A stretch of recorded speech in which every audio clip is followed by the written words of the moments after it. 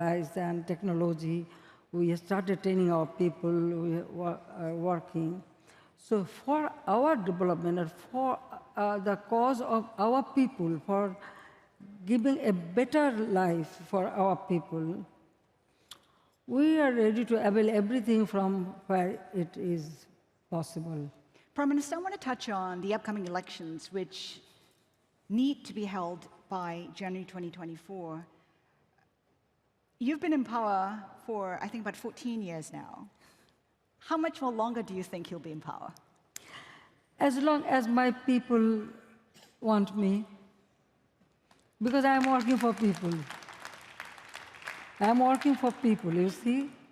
You know, my father had a dream. He wanted to give these people a better life. So this is my aim.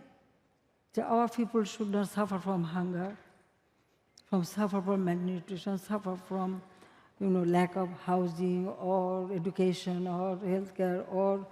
So I want to ensure, already we have done, in our humble way, at least their basic need within these 14.5 years. Now we are able to fulfill their basic needs. Our poverty level, it was 41%, 41.5% in 2006. Now, the 2022, we reduced it to 18.7%. Our extreme poverty level, it was 25.5%. Now we reduced to 5.6%. And I hope within 2-3 years, there will be no extreme poverty. But countries like the US have come out to say they would like to see a freer and fairer election. And the opposition has come out to say that as long as you're in power, they're unlikely to be part of the election process. How is it going to be freer, fairer, and more participatory? Listen, in our country, after 75, when my father was assassinated, after that, the military dictator took over power, and that time they jeopardized all electronic process. The election was just a game. It is our struggle. In 81, when I returned home, because 75, I told you that me and my sister and myself, we were abroad. So we lived abroad as a refugee. That was actually a refugee life. But in 1981, when my party, Bangladesh Awami League, elected me as the president of the party in my absentia when I returned home. Since then, we started struggling for democracy, for people's voting right, people's right to vote. That means they should have right to exercise their adult franchise. So it is our struggle to ensure free, fair election, and we did it.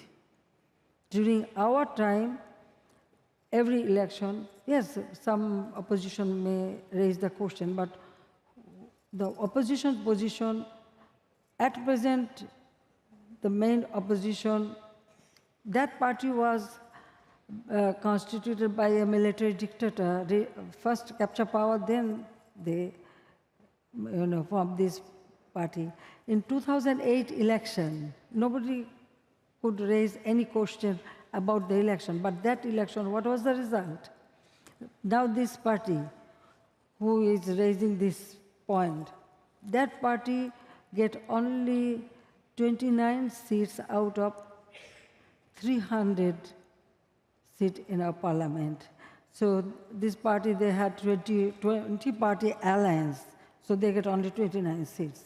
So I am here to ensure our people's voting right, because people should decide who will run the country. It is people's power. So I want to ensure people's power. I am here not to grab power.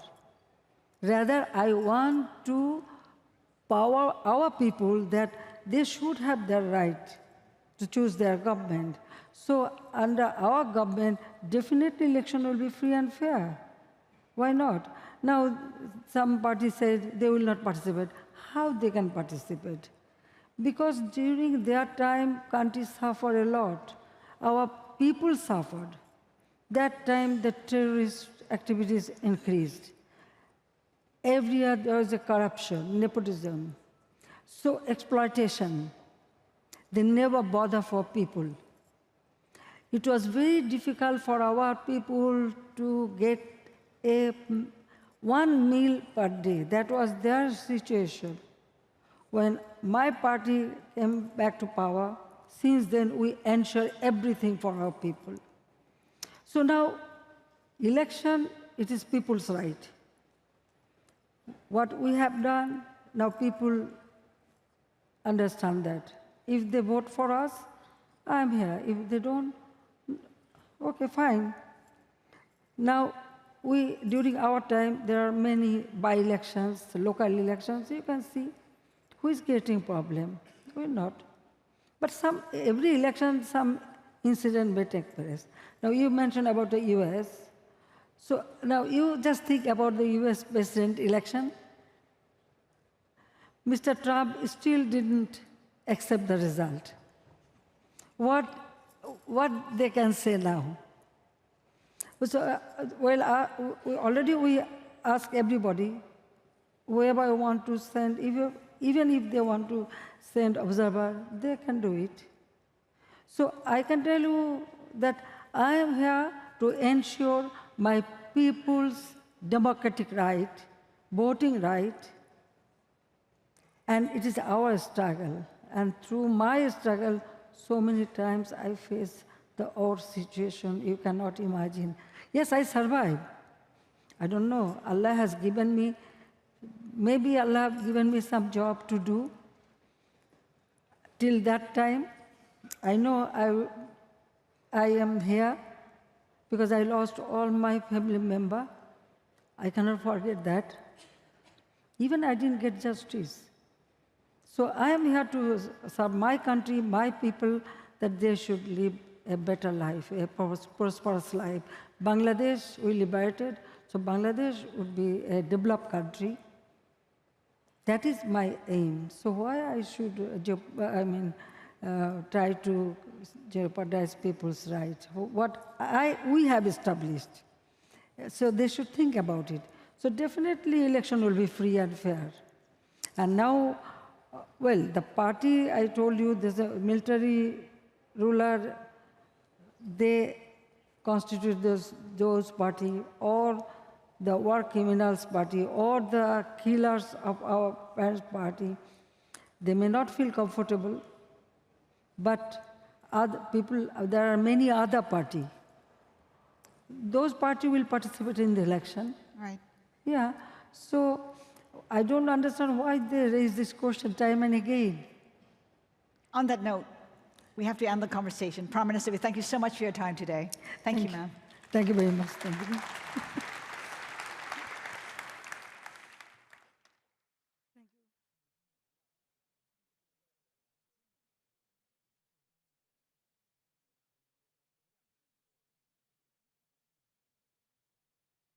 Please welcome to the stage His Excellency Irakli Garibashvili, Prime Minister of Georgia, for a conversation with Bloomberg's Manus Cranny.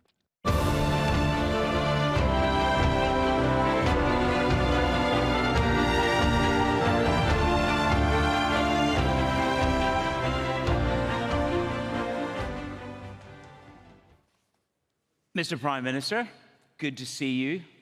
1 year later, you were the opening guest here just over a year ago.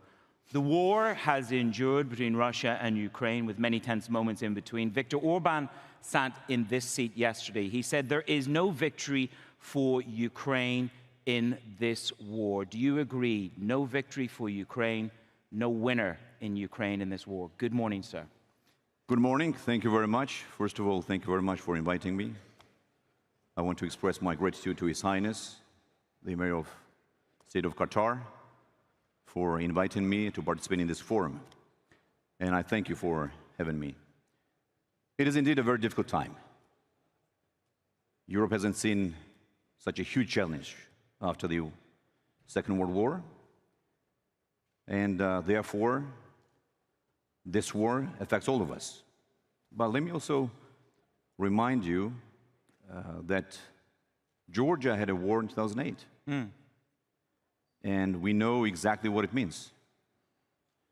To answer to your question, let me remind all of you that since this war started, we know that today, approximately 20% of Ukrainian territory is occupied by Russia, right?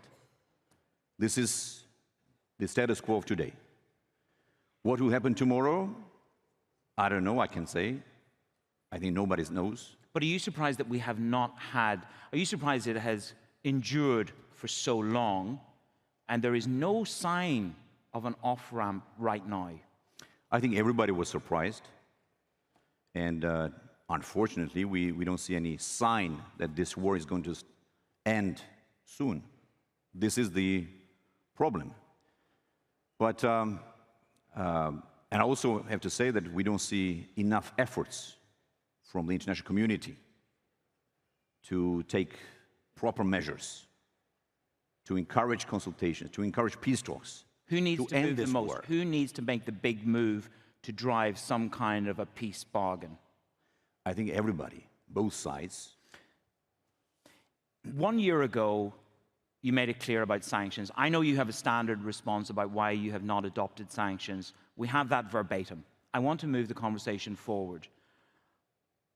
How much is that stance of not adopting sanctions hurting you with Brussels and the EU? Because you have ambitions for EU membership. Are you now injuring Georgia by not adopting these sanctions?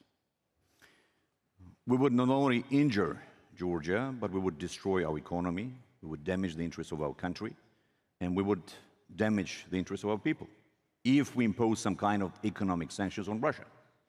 But let me go back to where I started. You know it well. We had a war in 2008. And do you remember if anyone imposed sanctions on Russia because of our war? No one. No one in the world made proper reaction, and I would say adequate reaction to that war. So my question is, where's the logic? Our war is not a war, and Ukrainian war is a war? Well, I have to say that we were quite disappointed that business as usual continued with Russia after 2008 war. The result of that war, devastating war, is that 20% of our territory is occupied by Russia. Russia built 2 military bases on our historic lands. Russia recognized the so-called independence of our historic regions. And this occupation is ongoing. So my question to our European, to our American friends is the following. My dear friends, you continued business as usual with Russia. No one imposed sanctions on Russia. For your information, and for the information of our audience, European Union paid $2.5 trillion between 2008 and 2022 to Russia. No one stopped the business. Nothing happened. Well, in this situation, let me once again confirm that we support Ukraine. We support Ukrainian people, and we want this war to end as soon as possible. We joined more than 500 resolutions, statements, everywhere, at every international platform. And we fully comply with the financial sanctions. US State Department officially declared that Georgian financial institutions, National Bank, fully comply with the financial sanctions. But when it comes to economic sanctions, let me explain to public and to you that Georgia's trade turnover with Russia is less than $1 billion. Less than $1 billion. It's, just for comparison, what EU trades with Russia in 4 days, we trade with Russia in 1 year. This is ridiculous, isn't it? That $1 billion could not affect Russian economy. This is 0.3% if we would, impose economic sanctions on Russia. So there's no logic. This would, again, destroy, harm national interests of my country. But as the leader of a nation, you must judge the risk and the reward by not adopting these sanctions. So you look out and you see Moldova and Ukraine being offered candidate status. You've not reached that threshold. And to me, and to some of the people I speak to, they say this is the injury, that this is where it comes to bear. They are further ahead than you in their EU ambitions, okay? You've not been given that. And part of that, people say to me, is because of the status that you've taken over Ukraine. This is the injury. Well, let me explain to you. So if we make judgments based on the performance of the countries, of the nations, I don't want to compare ourselves to Moldova or to Ukraine, but we are ahead of Ukraine and Moldova 2 or 3 times.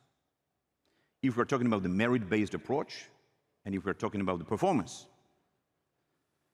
Now, Georgia is extremely in a difficult situation, right? Because of our geography, because of the ongoing occupation. Again, 20% of our territory is occupied. So let me ask you then, what else could Georgia do to support Ukraine people? I didn't want to talk about this, but... and I hadn't got it down on my schedule either. I know that you condemn aggression, and you've been very, very clear on that. Absolutely. But maybe the Ukrainian friends had different expectations from us. They publicly, I have to say it, said that they want to see a second front in Georgia. We've had enough wars after Georgia regained independence. In the 90s, we had 2 wars. We had civil war, then we had a war in 2008 with Russia. A small nation with 4 million population and 40,000 troops had a direct war with Russia. So there's nothing would make you move from the no military aid to Ukraine position? What we're doing is that we have maintained secured peace and stability. This is the most important thing. And my job and my duty is to protect the national interests of my country, is to protect our people. So do you put... So the 2 biggest ambitions, one of them is enshrined in your constitution, but the 2 ambitions are EU membership and NATO membership. Are they both, Manis, these are still my absolute priority. I want to maintain this quasi-neutrality, but I am holding on that I will get EU membership and I will get NATO membership. How high do they rank for you? Manis, my friend, this is my interest to do the maximum to bring my country closer to EU and NATO.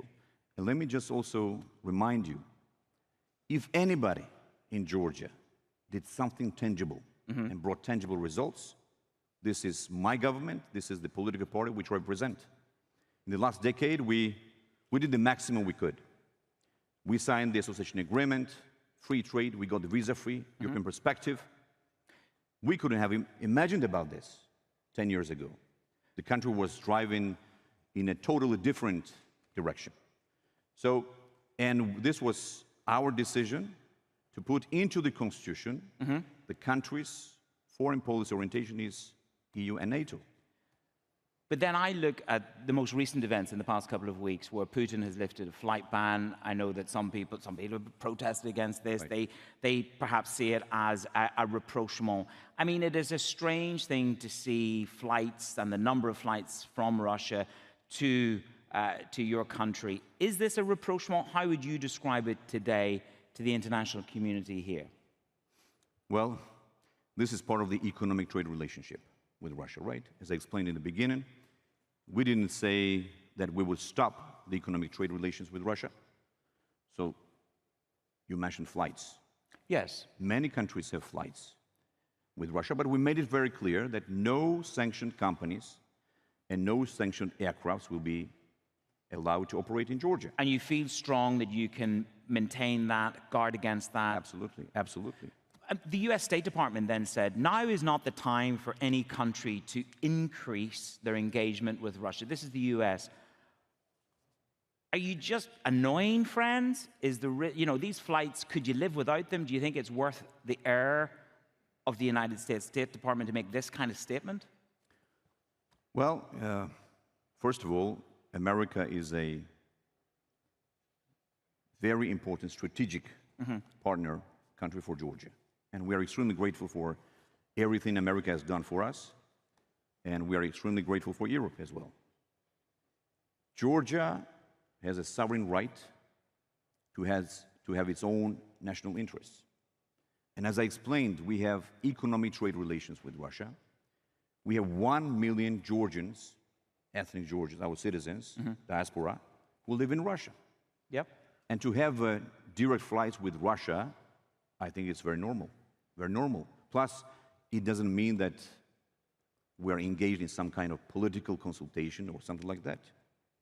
As I said, this is part of the economic trade relationship, like European Union does, like America does. Do you not think it plays to Putin's trade with Russia? Do you not think it plays to Putin's narrative, where he then has this quasi-relationship with you, albeit just by flights? I wouldn't call it a quasi-relationship. It's a very normal, let's say, economic trade relationship. Time is always running down on the clock, and there are some other topics I want to touch on.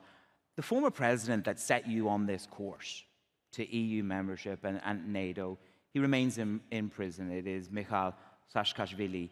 The EU have urged you to release him on health grounds. Why have you not done that? I really didn't want to talk about former president because it's the past, and we're talking about the present, about the future. I think this is more interesting for us and for the audience. But since you asked, I will answer your question very shortly. Former President Saakashvili made big mistakes and committed grave crimes. That is why he's not in prison. He's in private clinic. He's been in private clinic for more than 1 year. And there has been lots of speculations, lots of fake news, disinformation around the world. His family has been spending millions of dollars in the last 2 years, accusing the Georgian government for poisoning him, for torturing him, and this and that. And guess what happened 2 weeks ago? They took the case to the Strasbourg Court of Human Rights. Strasbourg Court of Human Rights rejected all his requests and confirmed once again what we have been trying to explain to everyone, that the Georgian government does care for his health conditions and treat him according to the European standards. Do you see a risk? You're the leader of the country, and you've got to assess risk and reward as the prime minister. If Saakashvili passes away, he's ill, if he dies in the clinic, not in prison, as you've just clarified for me, do you think that could be injurious to your EU accession ambitions? Well, listen, I don't want to comment on that. I wish every citizen, every prisoner, long life. And what I can tell you is that we protect the rights of every individual, every citizen, including every prisoner. Finally, to close, China-US relations are tense at the moment on the trade front. You have this trade relationship with Russia and China. Is it open-ended, unbounded? Is there anything in terms of what China does that would restrict you from progressing that relationship in regards to human rights, in regards to any of the issues that have caused perhaps America to be a little bit more restrained in their relationship towards China, publicly? With China, we have very good relationship. We have free trade agreement with China, and we do increase trade, economic ties with China. What China has been trying to do during this crisis, I think this is a pretty wise move, because China has been trying to mediate between Ukraine and Russia. And I would welcome, and I would really welcome all the efforts from any country, from any leader who would encourage peace talks, who would mediate negotiations, and who would try to do something, make some efforts to. So you're behind the end China this. initiative. You're behind China's initiative. I'm generally pro-peace. I'm pro-stability, and I'm pro-negotiations. Prime Minister of Georgia, Irakli Garibashvili, thank you very much for joining me on stage, Thanks sir. so much. Thank you, Thank sir. you, sir. Thank you, sir.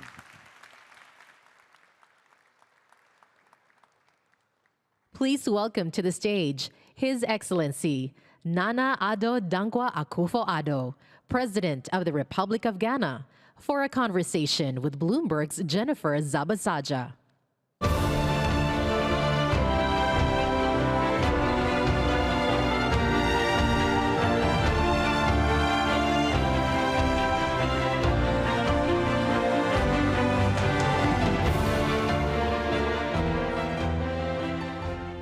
President, thank you so much for your time and for joining us here at QEF. Thank you very much for having me. Yeah, there's no shortage of topics to talk to you about, especially considering what Ghana's economy has gone through in the past few years. But I want to start with this because it's been a few days since Ghana secured that $3 billion bailout from the IMF. I was reading that the IMF called it an attempt to restore macroeconomic stability and debt sustainability while laying the foundation for inclusive recovery. How would you describe it in your own words? Well, first of all, to the beginning, as I say, I'm grateful for the opportunity to speak about Ghana at this forum. Well, we came into office in 2017. The Ghanaian economy at the time was growing at about 3.4% GDP, which in fact was one of the slowest rates of growth for the last 20 years. Inflation was extremely high, interest rates were high. All the macro indices at the time were pointing in the wrong direction. So, and we were under an IMF program at the beginning. We took a lot of time and pains to correct the trajectory of the Ghanaian economy. And so that by the end of my first term, the annual rates of growth had gone up to 7% a year. We had now stabilized our currency. Interest rates were in a steep decline. Inflation also.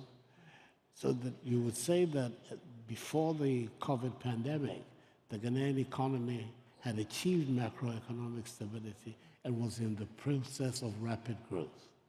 Come the COVID-19 pandemic, followed, of course, by the Russia-Ukraine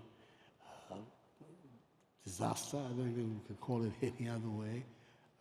It had tremendous impact on our economy. Right. Suddenly, we were facing major challenges on our balance of payments. Our currency went into a steep decline. Interest rates went out of the window. Inflation, all the indices that had been worked on. And that is what basically forced us to go to seek the assistance of the fund. Right. We went in July last year. Right. And it has taken us July to May to secure a program. We had a staff level agreement with the fund in December. Right. It's a relatively quick period. And finally in May, we've secured the fund. What do you attribute the delays to? I think it's the usual negotiations with the IMF. They take time. And in fact, the 10 months which has been involved in the Ghanaian program is one of the fastest on record. There's a whole lot of stuff that you have to go through in terms of exchange of data, the negotiations, making sure that the macro indices that you are looking for are in the right direction. All of these are the ones that consume the time. But nevertheless, it's over. And now we believe that it is going to provide us with a foundation for redirecting the economy, for repositioning the Ghanaian economy, firstly, to regain the macro stability that had been lost. Secondly, to be able to have a better control over important data like interest rates, inflation. And then finally also to position us to be able to go back into the international capital market, which had been a source of funding for us for the first 3 or 4 years of our government. Do you see that happening soon? Because I know your finance Well, minister said there's no rush to get back. There's no rush to get back, but nevertheless, obviously, why not? Can we not take advantage of global savings? It makes a lot of sense to be able to do that. And the sooner we can do it, better. I think that what the finance minister means is that we're going to try as much as possible to maintain the discipline which is required, which is the most important prerequisite of a successful program. Right. And Which is that what would mean ramping up our own domestic savings, being able to put systematic controls over public expenditure to make sure that we're always cutting our coat according to our cloth, and giving the impetus to private sector development, private sector investment. We're looking at that more than we're looking for assistance from the multilateral development banks, etc. But basically, these are the objectives that we are. At the end of it, of course, hopefully, position the economy of Ghana in such a way that we have a more diversified economy, we have a stronger economy that can withstand the exogenous shocks that we have witnessed in the last 2 or 3 years, and be able, therefore, to stand on our own feet much better in the future than we have done. And you mentioned the discipline and the fact that it's over, but the reality is that the next tranche of funding, the $600 million, is contingent on Ghana being disciplined. Oh, absolutely. You've mentioned tax increases. What more have you assured the IMF that you will do? The rationalization of our expenditures, the rationalization of government expenditures is something that we have given the assurance. The domestic revenue mobilization is absolutely critical for us. Already we're beginning to see signs of that. We are the fiscal deficit to come back within the thresholds that we have a fiscal responsibility law in Ghana, which has pegged our fiscal deficits at 5%. At the moment, is way above that, and the sooner we can bring that again to a more acceptable threshold, the better it is for our economy. So these are all several areas of activity that we see as being absolutely essential for the future of our country. How concerned are you that, Ghana next year has an election, you'll be leaving office. Are you concerned, considering inflation right now is north of 40%, there's already a lot that Ghanaians are enduring, that this could potentially hurt your party going into the next election? I think that the global situation has not been kind to incumbent governments all over the world, and our situation will be no different. But at the same time, I believe that we have enough time. We have 18 months. I leave office in January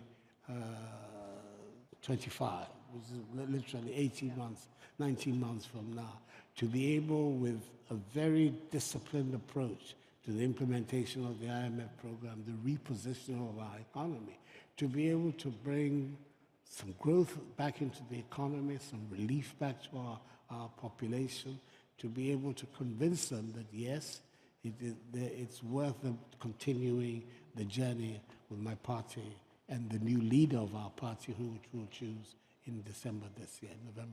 There's been some criticism about Ghana was the first country to go through the G20 Common Framework. There's been some criticism that there are too many delays. It takes too long. We've heard the IMF director say that there's a lot of progress to be made. What would you say? What needs to be done for those other countries that are? I think that there's a lot of validity in the criticism about the period that is involved in the con. In our case, the 11 months, the 10 to 11 months that it's taken from the time we approached the IMF in July last year to the May result is a relatively speedy exercise as far as that's concerned. So you have no criticisms? No, because we could have wanted the program to end earlier. But nevertheless, it has been faster for us in Ghana than it has been for many other countries.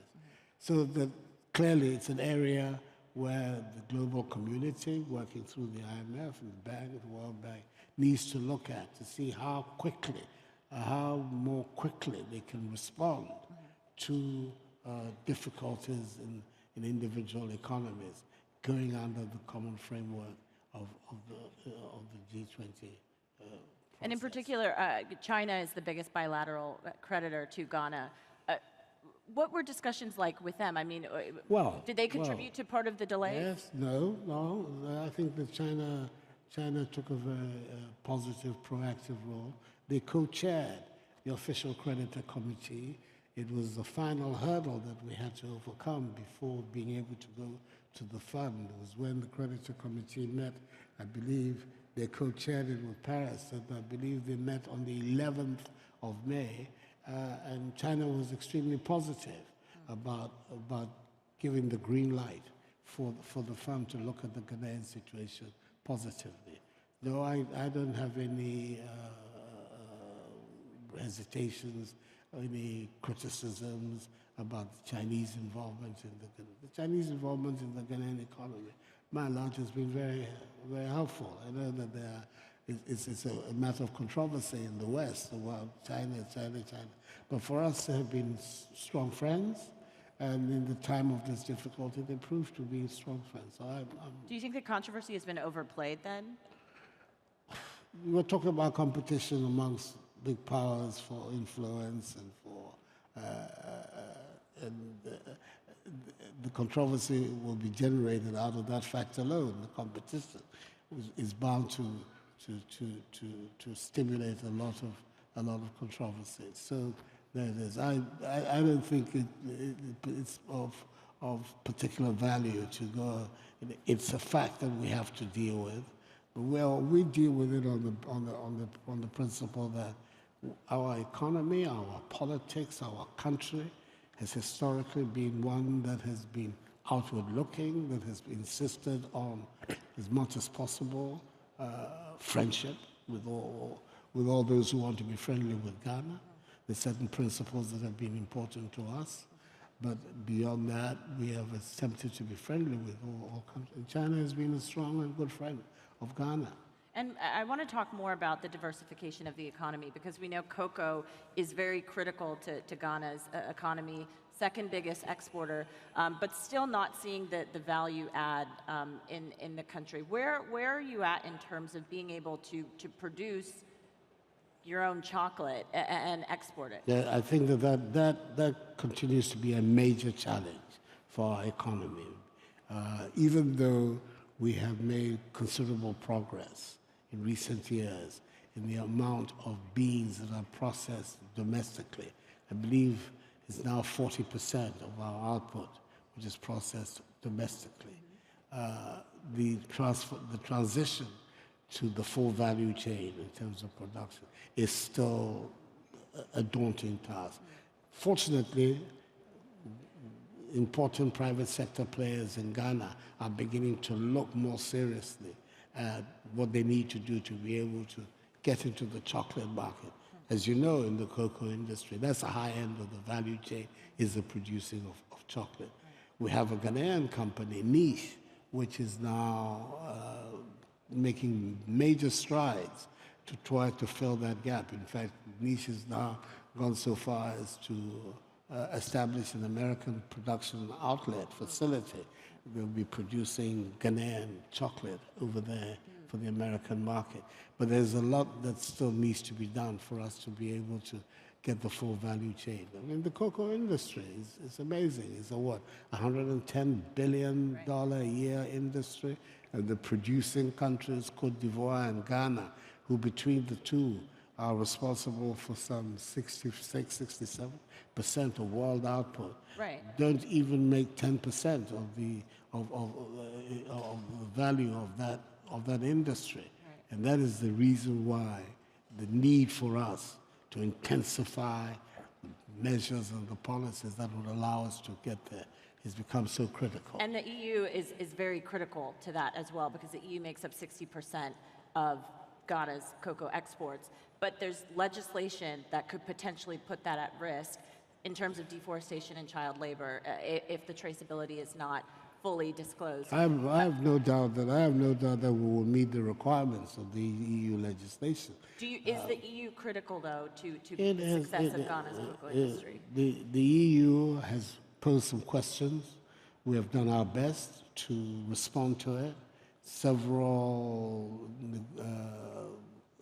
meetings have taken place both in Accra and in Brussels to explain the topography of the Ghanaian industry, to show exactly what is done. And we're confident that the allegation that child labor forms an important part of our cocoa, but it's not an allegation that has any foundation in fact, and that we will, when the legislation is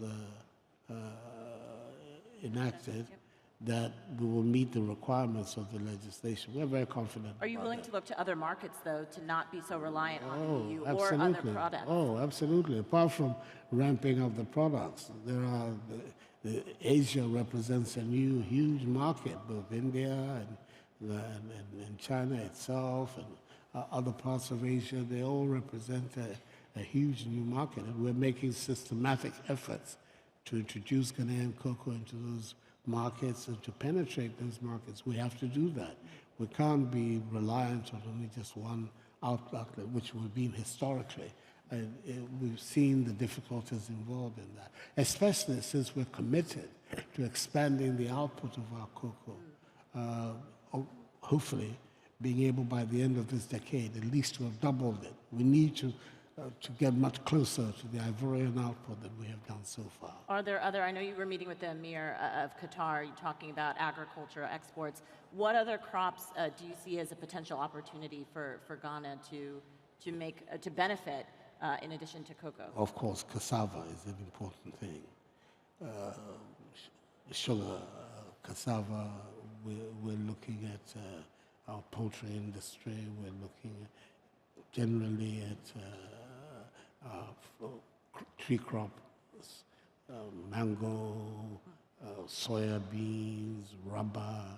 These are all products that we're placing a lot of emphasis on and trying to mobilize the infrastructural support for the expansion of all of these products. So we're looking at a broad range of products in Ghana that will be the subject of this diversification. Potentially bartering gold for oil as well? That's happening already. That Still on the table? is very much on the table. And it's helping. It's helping in terms of its impact on our dollar outflows. It's helping in terms of the stability of the prices that we're paying for our oil, etc. Generally, it's proving to be quite beneficial to us. All right, a lot to look out for, Mr. President. Yeah. You said 18 months in office? Yes, that's what I have 18, left. he's counting the hours, the days. Thank you so much for joining us at QEF. Thank you, everyone. Thank you very much for having me. Thank you. Thank you.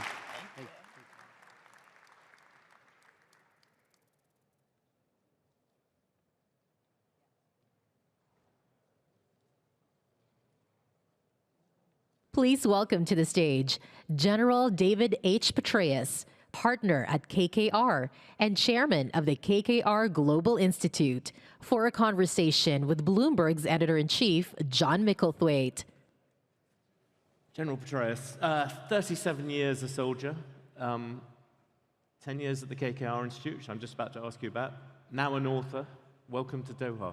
Great to be back, and frankly, it's great to be back in a very different time from when I was the commander of U.S. Central Command. As many of you will know, the forward headquarters of CENTCOM is out at Al Udeid Air Base, not far outside Doha.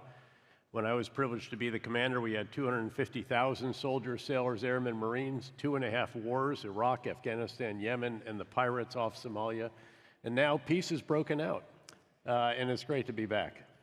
We were discussing off-site, and my reckoning is that you were the first person to have that many people since Alexander the Great arrived here. I don't know about that, but it is good to be back. And it's nice to see the rapprochement, frankly, between the Gulf states, between certain Gulf states and Israel, the ceasefire in Yemen, discussions across the Gulf with Iran and so forth. Touch wood that this all turns out well. Do you think, just let's start on that, and we'll come back to the actually, let's start on risk. You've done the KKR Institute for 10 years now. Yep. How has risk changed? Well, it's changed dramatically. I think we've seen seismic, profound change. When I joined KKR a decade ago after being the director of the CIA, the world was described, I think, as benign globalization. Yeah. The barriers to the flow of capital, investment, trade, economics in general were all gradually being reduced. Global trade was going up at an angle like that. 10 years later, we're in an era of renewed great power rivalries. The barriers to trade, investment, capital flows are all going up, and globalization has become slowbalization. There's still a gradual increase in global trade in aggregate, although a lot of it is regional now rather than truly global. So it's quite a profound change. Do you see China as the biggest risk now? Well, it's, I think, the continued rise of China and then the friction that has evolved between the U.S. and China, the West and China, frankly, is the single biggest issue that has led to this. But certainly the resurgence of Russia, the brutal invasion of Ukraine, all of these are factors that have, again, returned us to an era of great power rivalries. Let's do one more thing on China. Do you think, when you look at China, and you talk to a lot of companies about this, do you now see a decoupling with China as inevitable? No, not at all. In fact, we think decoupling is not possible. In fact, last year, the U.S. and China had the greatest trade that they've ever had. China is the #3 trading partner for the U.S., behind our two continental, same, U.S., Mexico, Canada trade agreement partners, again, of Canada and Mexico, and we're the largest trading partner for China. So again, decoupling is not feasible.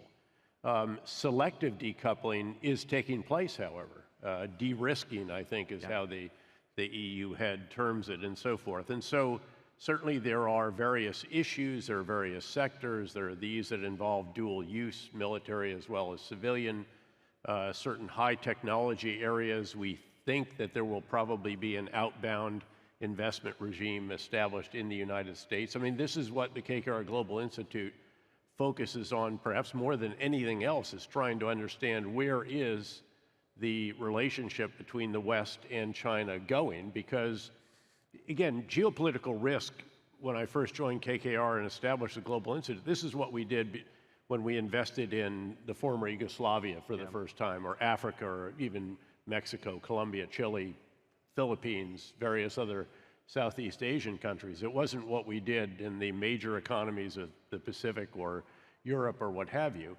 Now it is everywhere, and there are implications for what's going on for almost every investment that takes place. They all touch in some way, either some China relationship or also the implications of the Russian war on Ukraine. We'll come to Russia in just a second. But on China, in the end, surely the biggest risk is Taiwan. What kind of probability do you put on the Chinese? I think it is still unlikely. We get a vote, if you will, we, the West, collectively, the U.S. Deterrence is what we are seeking.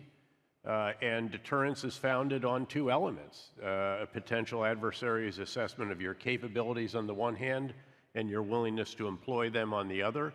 It's incumbent on us and of our allies and partners together to make sure that we are transforming our capabilities, hardening, improving resilience, all the rest of this in the Indo-Pacific region, as it is now termed, and then also making sure there aren't doubts about our willingness to employ the capabilities we have without trying to be provocative. There's no desire to provoke something. The desire is to prevent it, to deter it, to dissuade it. And I think, again, that in general, that is working.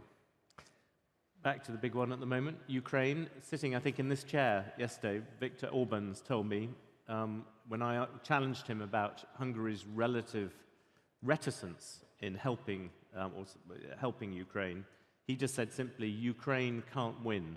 Do you agree with that? I think he's entirely on the wrong side of what will be history in that regard. I think that Ukraine is going to show what can happen when you have well-trained, well-equipped, now with Western equipment, substantial additional forces that are well-led, taking on forces that have now been beaten up over 15 months of combat. They've been in the line continuously, the Russians. They have taken enormous losses, many, many times the losses in the first 15 months of this war that they took in an entire decade in Afghanistan, many times. They have individual replacements. That's not the way you have cohesive units. They're not well trained, they're not well equipped, they're not well led. In fact, the command climate is abusive. And they're about to execute the most challenging of all missions, which is to withdraw in contact with the enemy because they're defending forward of their defensive lines.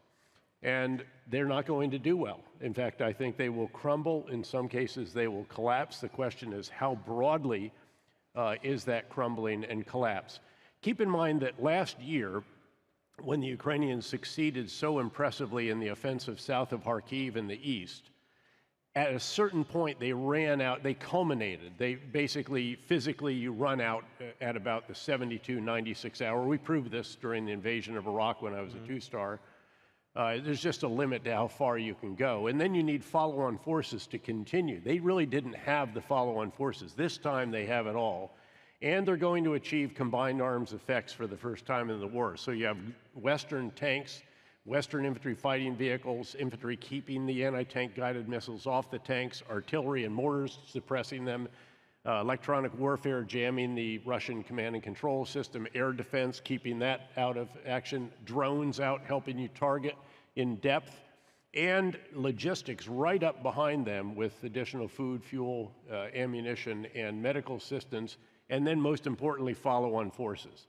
So when the lead elements culminate, as naturally they will at a certain point, you just push through the follow-on, and then you do it again. They have at least 6 new armored brigades. These are each 3,000, 3,500, and then many other additional brigades with additional combat support and combat service support elements. And I think they're going to do much better than people realize. Keep in mind that the Russians have lost across the board since the beginning, with the exception of the modest gains that they made in the south. They lost the Battle of Kyiv, the Battle of Kharkiv, the battles of Sumy, Chernihiv, Kherson, and now they have failed to achieve their winter offensive objectives as well. They did finally take Bakhmut after enormous losses, just staggering, colossal losses with essentially human wave attacks. And basically what they've done is they have seized a city that they have destroyed. And you're going to see, I think, the Ukrainians conduct very impressive combined arms operations. And so this is not at all a case that they cannot win. Now, I'm not saying they're going to take all of it back this year, much less Crimea, but I think it can put them in a position where all of a sudden, finally, I hope, Vladimir Putin realizes that Russia is not going to outsuffer the Ukrainians, the Europeans, and the Americans. That's really the key here. What do you see as Putin's strategy? What do you think he is trying? Is he trying to wait, perhaps, to a more clement American president? Yeah. Is he trying to?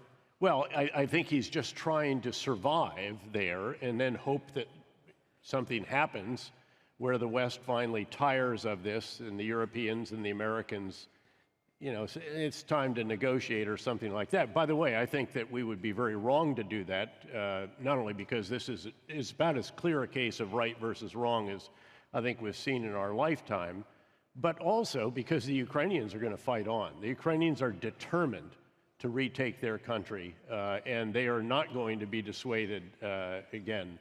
So, but the question is, can you get Russia to that point? Keep in mind, this is not just about the losses on the battlefield. It's also about the damage to their economy. Yes, these sanctions have not brought them to their knees, but it has probably set their economy back a decade at least already. And a lot of the damage is downstream, literally downstream, because it's the major oil companies not carrying out the additional exploration and production in very difficult areas. And that will all accumulate over time. It'll take time. But again, we need to tighten those sanctions and we need to continue our support for Ukraine. And I think in general that the US-led coalition, the Western world here, has done a very impressive job of supporting Ukraine. $36 billion of just security assistance from the US alone is staggering. Do you worry about the consequences, just to sort of think through, is imagine Ukraine does win, and imagine there is a point where maybe Vladimir Putin hangs on. Some people talk about the fact they don't want the Donbass to become the new border with a slightly dysfunctional Russia, or perhaps even really the effective border with China. Russia becomes a client state of China in that respect. I think that the China-Russian relationship is certainly not a partnership without limits, as it was declared. We've seen very distinct limits. I really don't think that China, President Xi, doesn't see Russia as an equal. When President Xi went to Moscow, had his summit with Putin, he didn't get what he wanted. This is a very transactional relationship at heart. It's not a relationship between two equals. There's a very nice bit in the Current Economist, there's a hyper rival with which I was once associated. They have a very nice line from Henry Kissinger where he said that he's never met a senior Russian who had good things to say about the Chinese, or a senior and vice Chinese. versa. Yeah, exactly. Yeah. Let me just add, by the way, that I thought it was striking that Kissinger also noted that it's now actually important that Ukraine become a member of NATO. And I agree wholeheartedly with him. I felt it was important that they should have been we never should have dangled it out there and then sort of brought it back. If you make that offer, you need to follow through. But his point is exactly right. We have now armed Ukraine to the teeth. The border of European security now doesn't end at NATO's border at this point in time. It really actually ends at Ukraine's border. Do you think Europe has changed during this? Yes, I do. I was in Madrid. If you go to Madrid, if you go to the west of Europe, it's changed dramatically. The frontier of Europe has moved to the east. Yeah, it's changed dramatically. I was at the Munich Security Conference a few days before the invasion. You already felt more NATO unity than I'd felt since I was a major writing speeches for the Supreme Allied Commander at Europe. It's quite profound. Certainly that has moved to the Eastern Europe, but all of Europe. And NATO, you know, Putin set out to make Russia great again. What he's really done is make NATO great again. You already have one additional member, Finland. That's a very important addition. I had Finnish and Swedish troops under command in Afghanistan. They're very well equipped, well trained, highly professional. So that's very dramatic. And then the other irony is, of course, that no one has done more for Ukrainian nationalism. No Ukrainian nationalist political figure has done as much for Ukrainian nationalism as has Vladimir Putin. Quick one on NATO. People are talking about a new leader for NATO because Jens Stoltenberg, who most people think has been quite good. Is there an obvious candidate from your point of view? There are some, but I'll leave that behind the scenes. One last thing I should say as well, that rather annoyingly, as you're now invading my area by writing books, and you have one coming out again with a friend of mine, Andrew Roberts, Conflict, the Evolution of Warfare from 1945 to Ukraine. It comes out in October. You should all buy a copy. But available for pre-order on Amazon. one very exactly. Look, it's appeared amazingly. One last question on that from Ukraine. What's the main lesson? One last thing. What's the main lesson that we have learned from Ukraine in terms of warfare? Well, there are a couple of them, but first of all, I'd point out this is not the future of warfare. This is the Cold War turned hot with the addition of drones and smartphones, internet access, and social media, gradually seeing more long-range precision munitions and the rest of that. But I think that's hugely important. The other is, though, that the possibility of interstate warfare that goes on for a long period of time and requires a real military-industrial base is not over. And this is one of the big lessons for Europeans. I was at this year's Munich Security Conference as well, and I think the big takeaway from that conference was that we need to revive our military-industrial bases. By the way, the same for the U.S. We're providing millions of rounds of artillery, and we have to dramatically increase our production. General David Petraeus, always great to be with you, John. Now author, heir to Alexander the Great. Thank you very much. Thank you so much. Thank you all.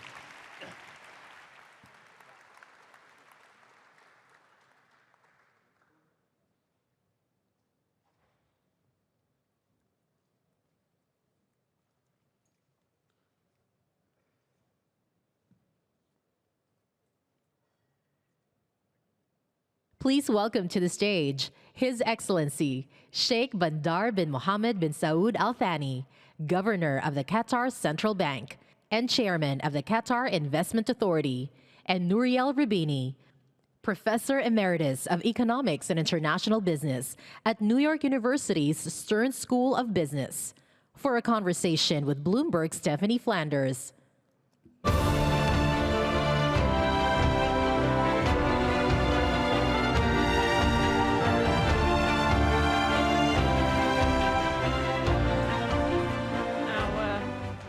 Some of you who were here last year might have a sense of déjà vu about this panel, because we were talking about a similar subject with these two esteemed members of the global monetary scene a year ago.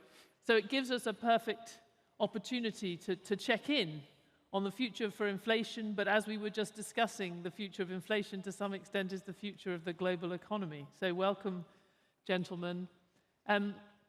Nouriel, let me start with you, because I know that you're always so upbeat in your prognostications for the world.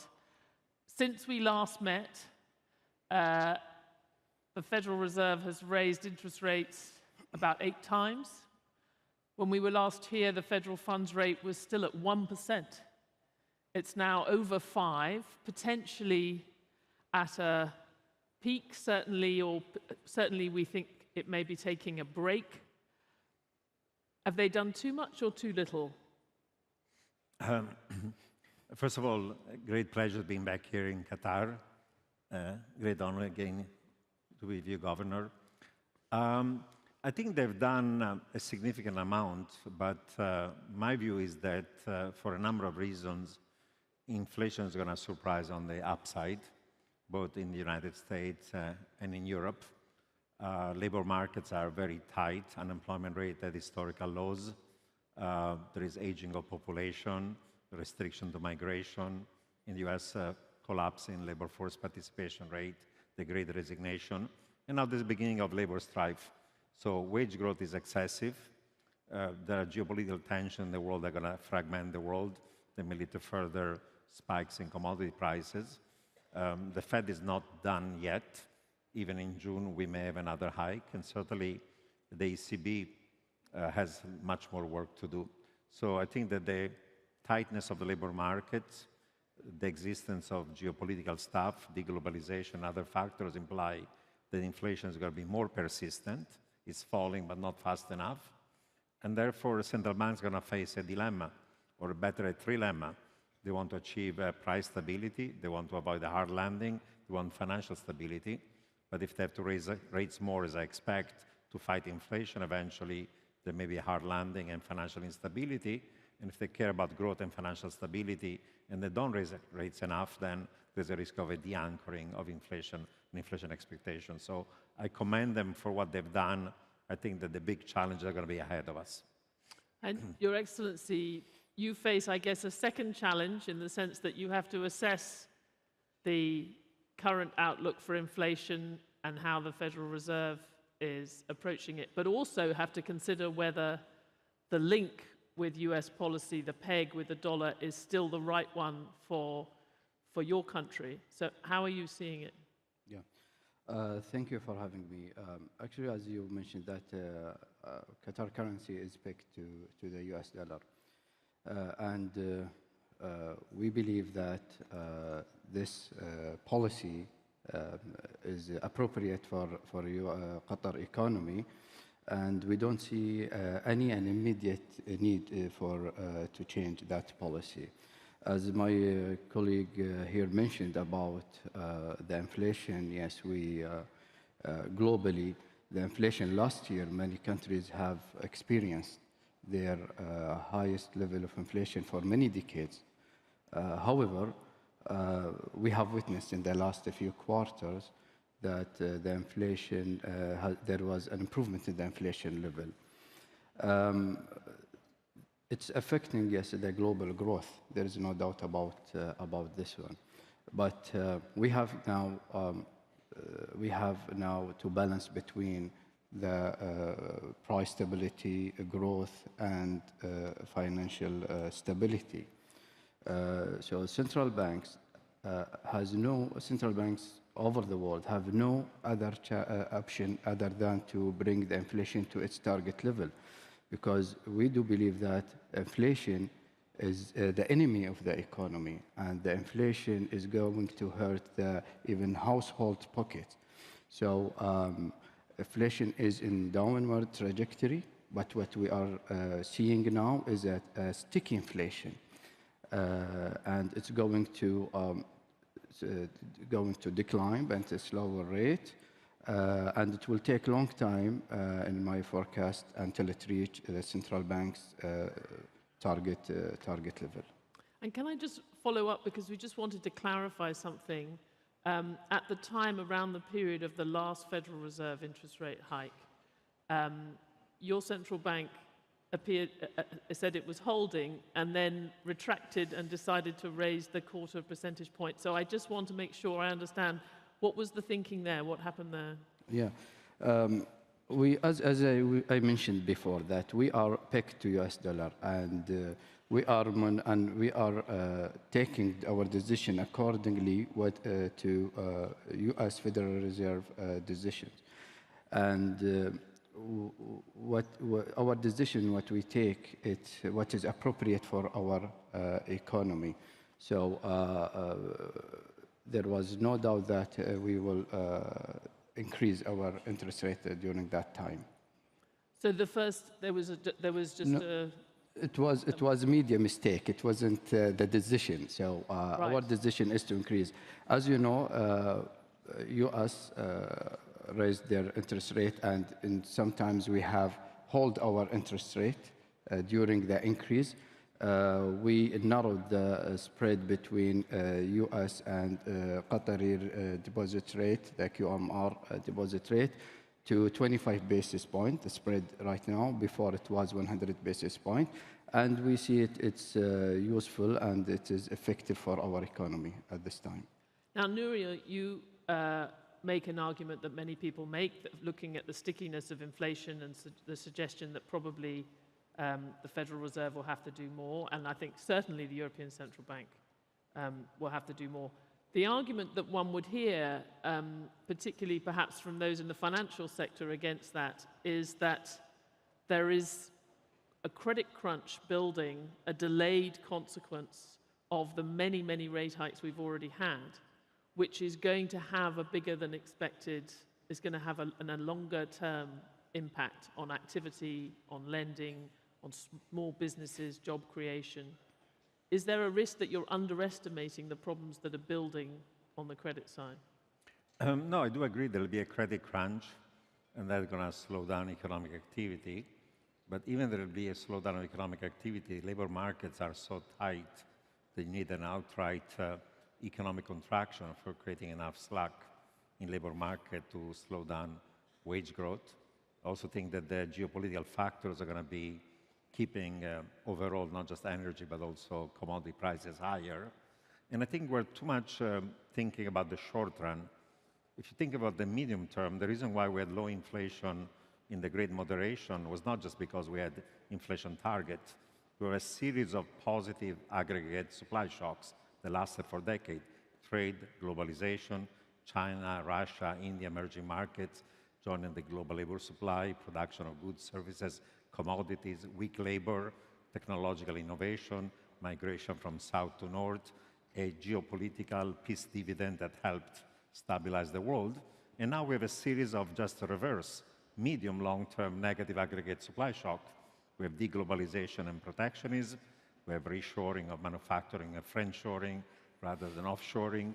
We have aging of population, advanced economies and emerging markets. We have restrictions to migration. We have a geopolitical depression that's going to fragment the global economy and decouple and lead to balkanization of global supply chains. We have the effects of global climate change on both energy prices and on food prices. As we saw, COVID-19 leads to stagflationary shock that increase costs and reduce growth. This is not going to be the last pandemic. We have cyber warfare. We have a backlash against income and wealth inequality. And now where there is a weaponization of the US dollar is leading to gradual de-dollarization. These are all factors that are reducing potential growth, increasing cost of production, and they're all negative aggregate supply shock you've got to keep inflation higher. So it was easy when you had positive supply shock to have inflation. Actually, inflation was too low. The world is very different, and that's are the structural factors that are inflationary and stagflationary over the medium term on the supply side. There are also factors on the demand side. Your Excellency, Nouriel has just given a very good description of the many, many ways the world has changed. And we've been talking about that also in the last 2 days, how much the global economy has changed, and indeed changed in its approach and the money flowing and interest flowing in this region. Have all those things changed, and yet it's still appropriate to have the same peg, the same setup for monetary policy in Qatar? Yes, as I mentioned earlier, we are pegged to dollar, and we believe that it's appropriate for our economy, and it's been very effective and efficient for our economy. As well as the IMF and their reports have mentioned that and highlighted that the peg is appropriate for the GCC countries. And our main revenue is in dollar. Our main export is energy, and the main revenue is in dollars. So it's very appropriate policy to have to keep our currency pegged to U.S. dollar. And we do believe that U.S. dollar will remain as a primary currency for international trade settlement due to its global acceptance, stability, backed by a strong economy in U.S. But just to follow up on that, I mean, many would say that the environment for the dollar has changed quite a lot. And there's certainly a lot of discussion in this region and globally about reducing the use of the dollar, less confidence in the stability of the US, for sure, given the politics that we've seen over the last few years.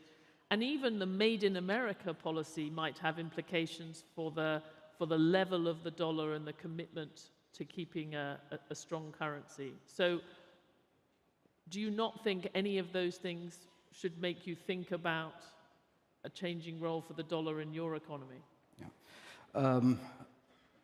Stephanie, each country has its own sovereign decision. We have heard from time to time in the news that two countries, they came together, or some other countries, they came together and signed an agreement to exchange trade in their local currency. And this is, I believe, a sovereign decision. For us, we still believe that our peg to dollar is appropriate for our economy, and we don't see any immediate need to change that policy, since it's very effective for our economy. Nouriel, where do you stand on this, about the future of the dollar, but also its the broader impact on the global economy? Would we be in a better place in a few years' time if the dollar was waning as a reserve currency? Well, until now, the global currency system, or reserve system, has been unipolar, and the US dollar is the disproportionate currency as a unit of account, a means of payment, as a store of value. But I think that the US cannot take it for granted. You have twin fiscal and current account deficit. There's a risk of rising inflation and debasement of fiat currency. There has been a weaponization of the US dollar, maybe rightly so, for national security and foreign policy purposes. The Chinese are worried that eventually there could be a freezing of US Treasury held by China. The same thing has happened with Russia, and therefore they're building a role for the RMB as being a reserve currency, as a means of payment. They've gone to the region and they've told Saudis and others, why don't we start paying you in RMB? Why don't you build up your dollar reserves? Why don't you change your peg? So far, that's not happened. I agree with the governor that pegged to the US dollar and having the dollar has been a source of stability for the region is going to remain. But I think that the US cannot take for granted that emerging markets, the Gulf and so on, are going to take the dollar and maintain the dollar as a major reserve currency or means of payment. I think there is a meaningful risk that inflation is going to be higher.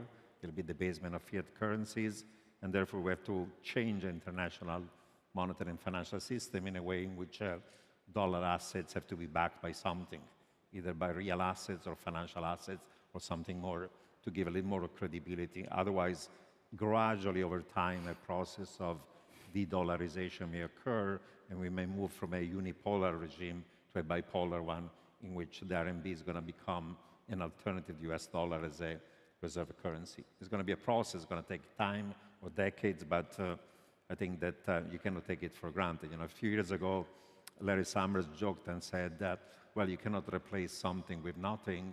And he said, Europe is a museum, China is a prison, Japan is a nursing home, and Bitcoin is an experiment.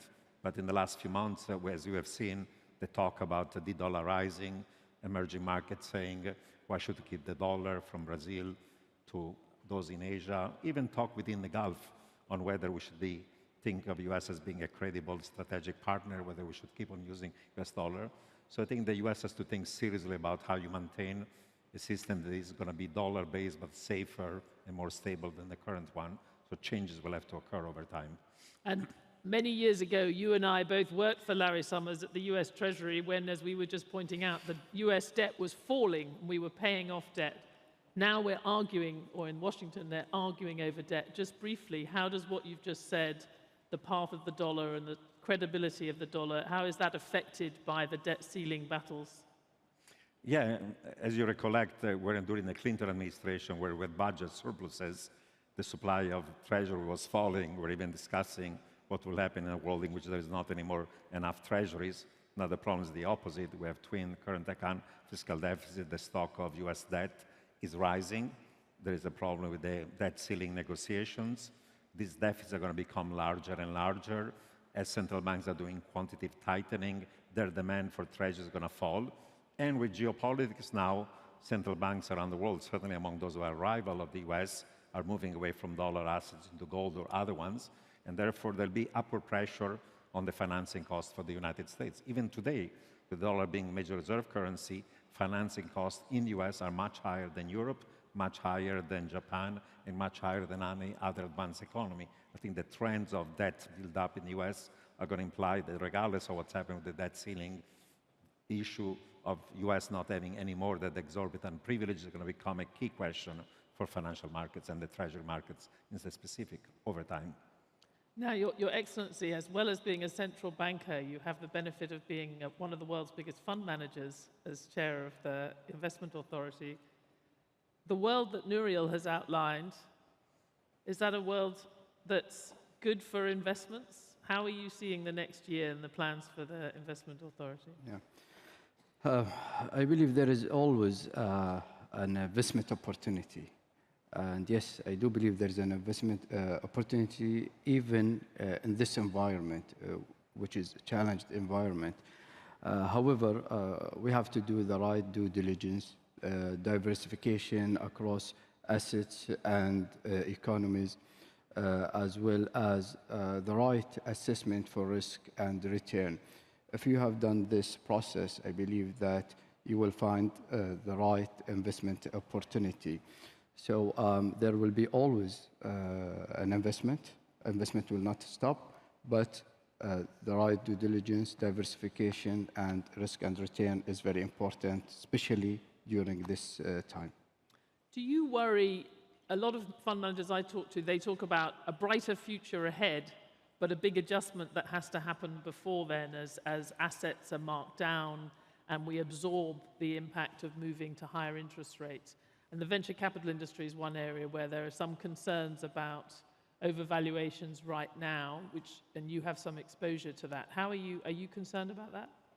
I'm not concerned about that because when we go through any investment, we do the right due diligence and we make the right assessment for risk and return for that investment, and we put all the scenarios in place. So in investment world, you have a process before you do your investment decision. If you have done it properly, then you will be in better shape. We have a large portfolio in QIA, Qatar Investment Authority, and very well diversified across assets and also across regions. And we have a very limited exposure to affected assets. So I think we are doing well. And Nouriel, just to finish with you, and I hope I might be able to extract a positive word out of you, although I know it sometimes is a struggle. But there is a view that says, yes, it's bad that inflation has been sticky. It's hard to bring inflation down. But the other bit of news in the last year is that the economy has been much more resilient than we thought. You know, along with the stickiness of inflation has been not having a recession in many parts of the world that we thought might already have had a recession, the US, Europe. We're now taking off those forecasts off the table, at least for now. Do you not think that we have learnt something about the underlying capacity of some of these countries in the last year? Maybe some positive news about potential growth? Or are we just building up bad news for the future? No, you're right, but to build resiliency, in my view, you have to deal with the supply side bottlenecks that are going to be constrained to economic growth. Therefore, there is a huge need to invest into infrastructures, both in advanced economies, emerging markets, and the region. We need to do the green transition. It's going to imply significant investments into a variety of renewable energy and other alternatives. We have to build communities throughout the world to make them more resilient for the geopolitical changes are going to be occurring. We have to invest, for example, into not just energy and renewable, but also in green metals and other industrial metals, because the supply right now is limited. And if we want to do the transition and avoid greenflation, we have to do those types of investments. We have to invest into safe assets, and traditional safe assets like long-term treasury are not going to be safe anymore. So I do believe that we can deal with the challenge of maintaining economic growth and controlling inflation. The bottlenecks are on the supply side, and any types of long-term investment is going to lead to reducing these supply bottlenecks, including avoiding excessive decoupling, excessive fragmentation, excessive balkanization of global economy is going to be important. So it's going to be up to strong leaders in the region and around the world to make sure that the assets and the surpluses are being invested into real investments and financial investment, both in the region, in North America, around the world, to make sure that we're not going to face a trade-off between growth and inflation. Can be done, but you have to take the long view in terms of investments. That is an excellent place on which to end. It's all down to you and anyone who's able to seize these opportunities, and then we can grow and avoid some of the more gloomy scenarios. Thank you very much, both of you, for an excellent discussion. Thank you. Thank you.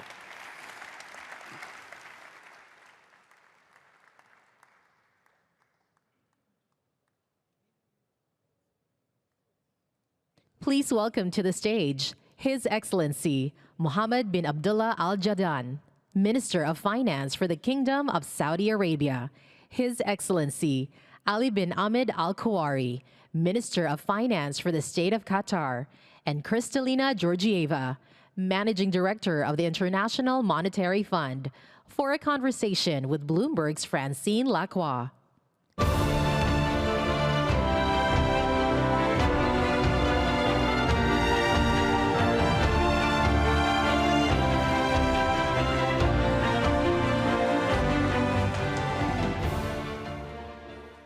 Your Excellencies, ladies and gentlemen, thank you so much for joining us. We're going to talk about competitiveness worldwide, but also focus on the region. So, Minister Al Jadaan, let me start off with you. When you look at the prospects for the region, what this region can become, what are you most optimistic about for Saudi Arabia, but also your neighboring countries?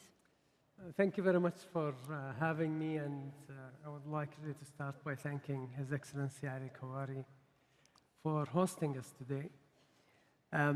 I think to start with, I would like to start with Qatar. And as I was approaching the airport the night before last night, I couldn't recognize Doha. And I was here actually a year ago. So the development is an exemplary. You know, the organization, as we have seen in the World Cup, we are very proud of it in the region. as much as I'm sure the Qataris are. I can tell you we are very proud of how they organized it and showcased the capabilities of Qatar and the region. Going back to your question, I think this region, and we've said this before, and I'm not trying to sell, although I am to some extent selling. This region is a very bright spot in a very difficult world today. And this did not come by coincidence, really. I mean, it came through a very strong, rigorous execution of long-term, coordinated, well-aligned plans to diversify the economy, to make sure that your people are ready, so your training, your education system is up to speed with what's happening in the world. You are investing in technologies, you are investing in infrastructure, you are making sure that you think through what would make you more competitive in the global stage and set these policies. I'm sure the same across. What distinguishes this region, and I'll cover Saudi very quickly, is first of all, you are in a very unique location, in the middle of cross-trade routes, where you are connecting Asia with Africa, with Europe. That gives you a competitive advantage. And you are actually seeing it in the number of ports that in the top 10 worldwide are actually in the Gulf region. King Abdullah Economic City Port is actually number 1 and 22 by the World Bank ranking on container ports. And the same actually in multiple ports in the region. This region have possibly one of the busiest airports worldwide in international passenger traffic. So this is an investment. This is long-term plans being executed. You could see a lot of efforts in investing in infrastructure. And these also long-term plans.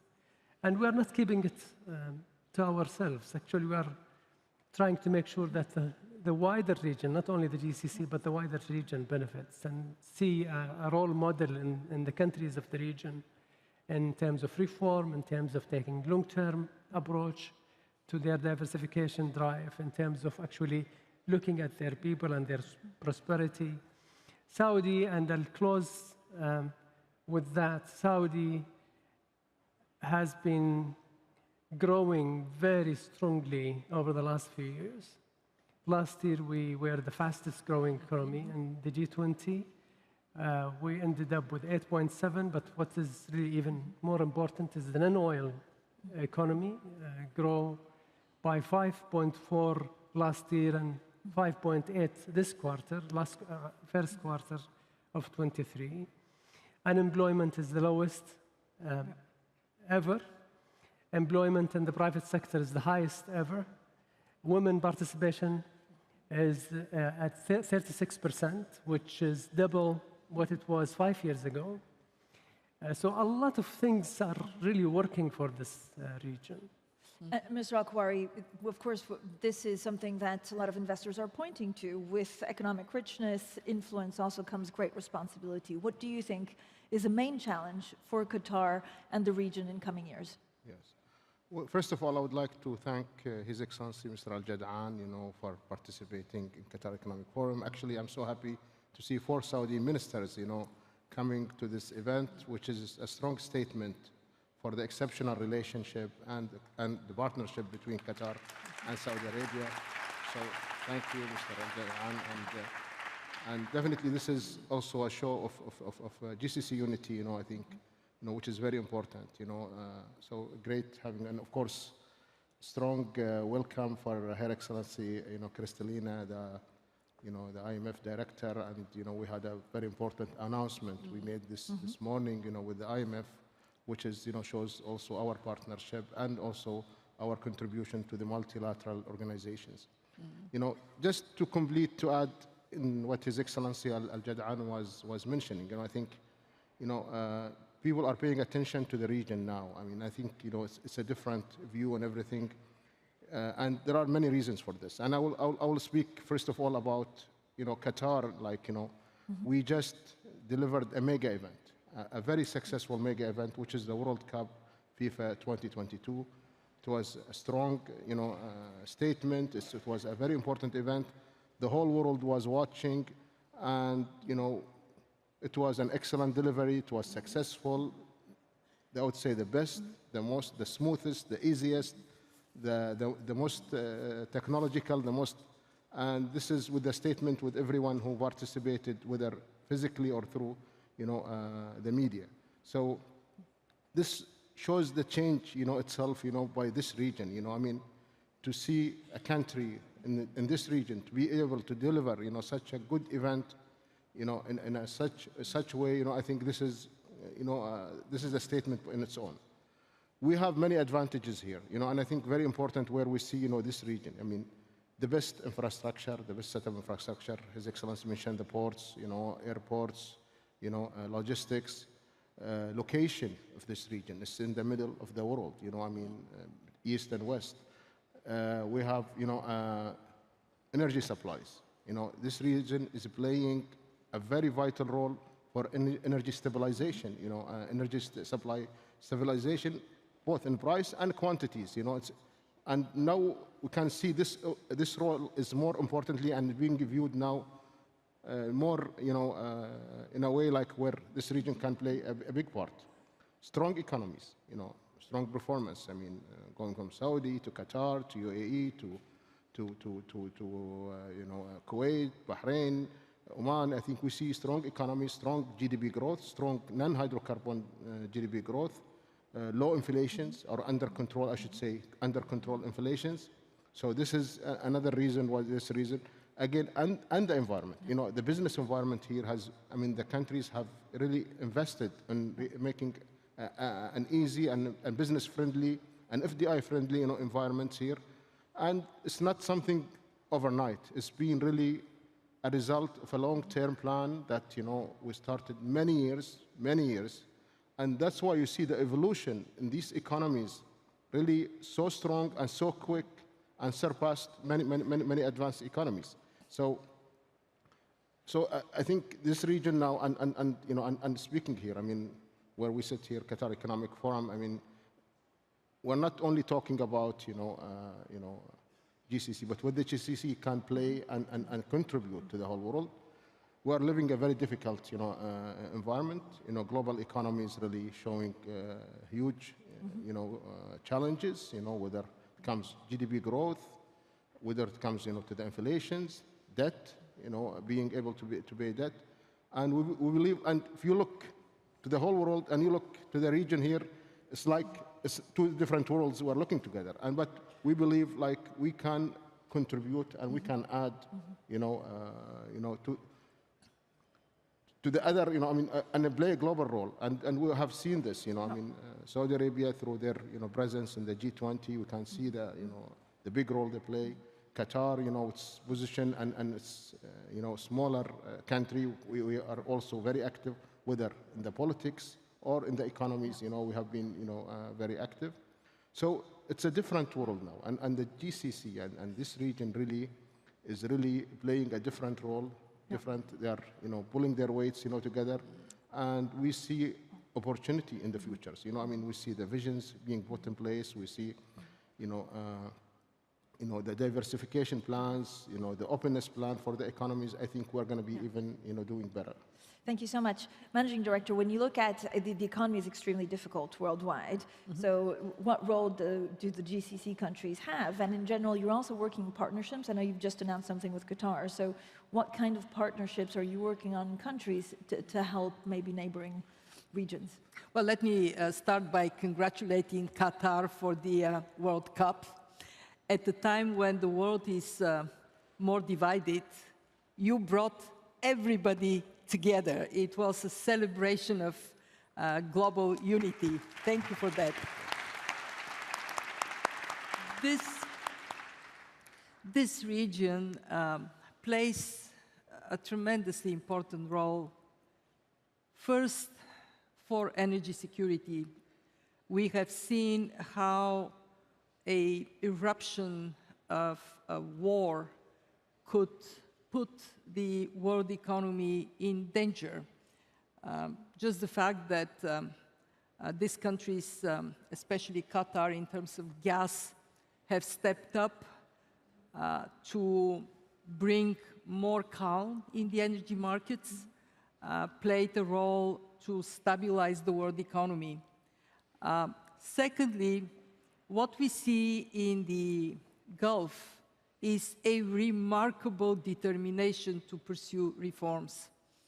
There are some who think that the fortunes of the Gulf are oil and gas. In fact, the fortune of the Gulf is decisiveness in putting the economy on long-term sustainable path. Saudi Arabia introducing VAT during COVID. This is brave. Qatar liberalizing the labor market. This is brave.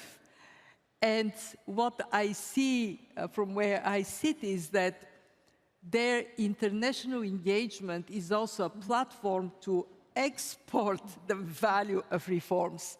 In fact, our strengthened cooperation with the Gulf is exactly for this reason, to expand financial support for vulnerable countries, but not without expectation that money would be used wisely, that there would be strong fundamentals built.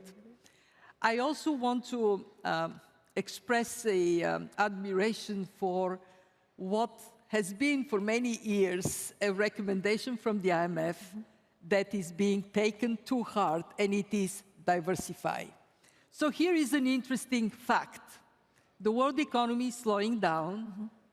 The Gulf is slowing down. After a very impressive 22, we expect growth overall in the Gulf to go down at par with global slowdown. In other words, to be overall 2.9%. But growth in the part of the economy outside of hydrocarbons is 4.2%. So what is growing faster is exactly what is the platform for the future. And I want to finish on financial stability. We have seen a great deal of attention to how banks act responsibly to their liquidity, to the capacity to adjust to shocks. And when we had a bit of a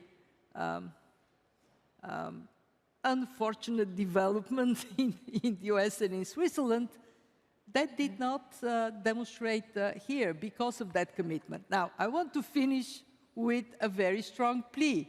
Keep it up. Keep it up.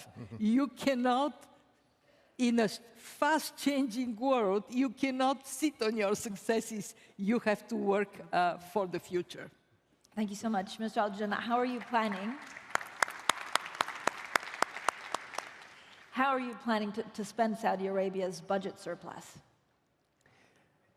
First of all, let me just follow up on Kristalina's last comment. I think we take this very seriously. We are not complacent. We are not going to stop. We are actually looking at every opportunity and using every ammunition that we have to continue this journey. This journey is not going to end in 2030. This is an ongoing journey. There are a lot of opportunities that you could really capture and harness. Surplus is the nature of an economy where you have a fluctuating commodity and your economy dependent on that commodity. So you'll always have deficits and surpluses, and you use your deficits to grow your coffers and use your coffers when the cycle is down so that you could have a sustainable expenditure and not fluctuate, which hurts the economy. So that's really the short answer. The longer answer is you need to make sure that you utilize your reserves to produce more. By that, you need to make sure that it is invested properly, that if you increase your investment, you need to make sure that it increases in a return that is higher than your investment return, because you are either investing or borrowing, and you need to make sure that the outcome of whatever you are spending as government will yield better economic results. We are doing that, and I'm sure the GCC countries are moving in that direction, making sure that really you are spending wisely, you are not spending on a sticky expenditure that is very difficult to remove, and you are improving the quality of life of people. You need to make sure that you provide better services to have people enjoy their life. Yeah. Minister, there's new research, economic, from Bloomberg Economics that suggests that the true break-even level for Saudi Arabia for the price of oil is $95 a barrel. Is that the case? I don't think in Saudi, definitely we don't discuss actually oil price for a reason. We are a market makers. It's very dangerous really to start talking about specific oil price. Understood.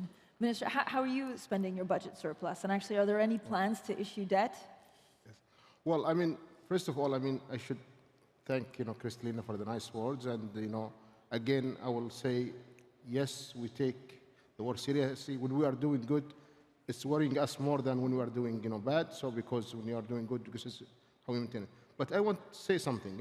Yes, we have a vision 2030. But there is one vision. It has no end date, This vision is to provide quality for generations. And I think this is something we have to always. Sustainability of financial system, sustainability of economics. This is an endless goal, and this is a challenge always for us. So what we did, here in Qatar, we have developed a long-term fiscal policy framework with a very clear mandates how to deal in case of surpluses. Surpluses is very clear how much goes to debt, how much goes to Qatar Investment Authority, how much to go to enhance Qatar Central Bank reserves. Very clear formula, very clear, no question asked. And at the same time, also, if there is a deficit, how we finance this deficit. We build cushions, in the good years, as well as if we need to issue debt, we will issue debt. So it's a very clear plan. There is nothing, no disputes, no discussions, no question asked. So this is how we operate, our budgets. And so good year, sometimes you have bad years. We have short memories. 2020 was only 3 years ago. It was not far out, and it was, we saw what happened to the whole world, Struggles in the economies, deficits, problems everywhere. So I think it's very important that we keep this as we go with this economical cycles. We have to build, the sustainability part, as we go along. Managing Director, I want to ask about the U.S. debt ceiling in just a moment, but Minister Al-Judaan, when you look at diversifying the Saudi Arabian economy, and everyone here knows the plans, what do you find most difficult? What is, in terms of key policies, this is a huge challenge that Saudi Arabia is taking on. What do you absolutely need to get right? I think a few things. One is diversification, is not a government play alone. Government is a facilitator, enabler, and regulator. So you need to make sure that you engage the private sector. If you fail in engaging the private sector appropriately, you may not be able to achieve your plans of diversification. Private sector is a lot better, a lot more efficient when it comes to that. Second is talents. And if you are not careful in making sure that your education system and your training system is up to date and the developments and the skill sets that diversification needs, you could be left behind. So that is a real focus. And then basically, if you take the wider plans, it's what are the areas that will actually create more jobs, more sustainable growth, without any financial subsidies. Subsidies are good at the beginning. They will incentivize industries, but you need to make sure that you do them knowing that you can actually remove them slowly, and then the business will continue. Thank you so much. Managing Director, should we really worry about a U.S. default? History tells us that the U.S. would wrestle with this notion of default, but comes the 11th hour, it gets resolved, and I have confidence we will see that playing again. This being said, unnecessary for a world economy that is in such a high uncertainty to have that protracted solution coming. And we always have to be mindful that the risk is there. It's like Cinderella running at the 12th hour, managing to get in time, only losing a shoe. Well, we have to be careful not to press it that much, and I hope we would see some wisdom. There is a question for me. Can I quickly answer it? There is a question. You'd be a great moderator. So the question is, and thank you so much for sending it in, the IMF has previously warned central banks for their rapid interest rate hikes. There's still hawkish stance in this regard, which may cause a global recession. How do you see this? So where we are, because central banks have acted decisively and in a coordinated manner, we are seeing headline inflation peaking and now going down. But core inflation, primarily because of very stubborn food prices, is still not trimming down the way it should. What does it mean? Central banks have to stay the course, because if they move back on interest rates prematurely, then inflation may become a problem for growth for a longer period of time. So stay put, interest rates are high, they will stay high for longer, but we are expecting 24, early 2025, the picture to change. On the U.S. debt ceiling, even if we have a 12th-hour agreement, does it push towards the de-dollarization of the world? Well, you know, this story of de-dollarization has been with us for some time. The dollar has been going slightly down. It was 70% of reserves. Now it is slightly below 60% of reserves. Understandably, there are other currencies, the euro, Australian dollar, small country, strong currencies that are taking place. We don't expect, though, a rapid shift in reserves. Why?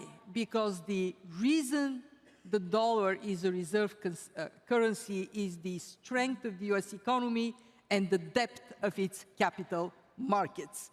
So don't kiss your dollars goodbye just yet. Okay, Mr. Al-Kuwari, if we do see something ugly happening with the U.S. debt ceiling, what does it mean for this region? Well, I mean, first of all, I mean, if I may, comment on your earlier question to Kristalina about, should we worry about the U.S. default? I would say, I mean, if a country, any country in the world, announces that they will be defaulting in their, commitments, I think rating agencies minimum 2 notches downgrade plus negative, they will make it. This is the standard we will hear. But we ask the question, why is it not happening? Because we have seen this debate before many times, and you always it gets resolved because nobody can afford such things. So I don't think, this is such thing that would happen, because, these debates were used to it, and eventually, see, as long as the U.S. economy, growing at a good pace, and as long as major commodities are denominated in dollars, I think, things, I don't see a big change in the picture, in the near future. So I think this is the challenges we have, so. I would say, these debates, we have seen them before and get resolved usually. Sometimes wait until the last second, but we're used to that. So hold on tight. Would you agree with that, Minister? Yes, I do.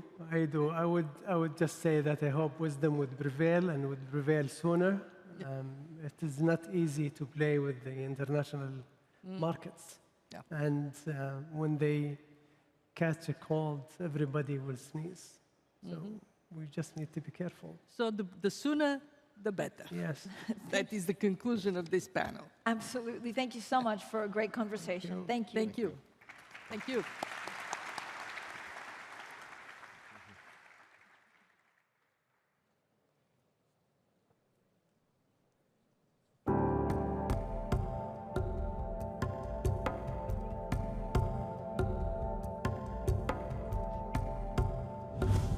Take us into the thinking of buying a professional football club in London. When you think about sports, it's really the interplay. What are we really talking about? We're talking about live content, media, right?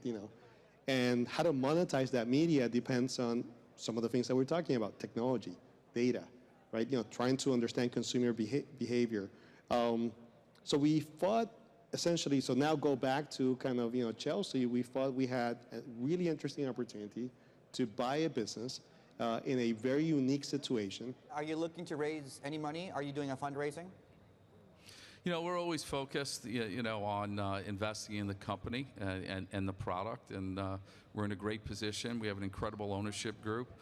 We're well capitalized, and we're growing fast. I always like to invest in things that I'm passionate about.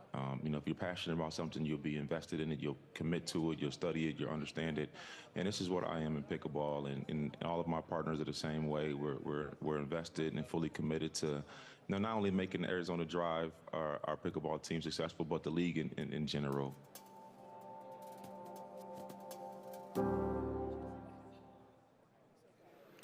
Please welcome to the stage Don Cornwell, co-founder and CEO of Dynasty Equity; Stephen Pagliuca, senior advisor at Bain Capital Private Equity and managing general partner and co-owner of the Boston Celtics; and Chatri Sedyutong, founder, chairman, and CEO of One Championship, for a conversation with Bloomberg's Jennifer Zabasaja.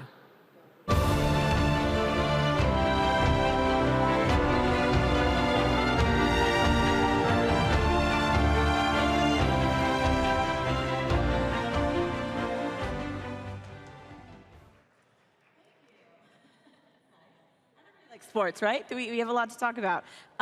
Guys, before we get into our conversation, I wanted to remind the audience that this session has a poll question if people want to get involved. And the question that we've put out to our audience is, what will emerge as the next top destination for foreign investors in terms of sports? And you can see that up here, whether that's basketball, American football, baseball, or cricket. So if anyone in here wants to get involved, please submit your answers. Does anyone here want to place their bets on what's going to win? I say basketball. Basketball? Basketball. Basketball. Wow, in unison. I like that.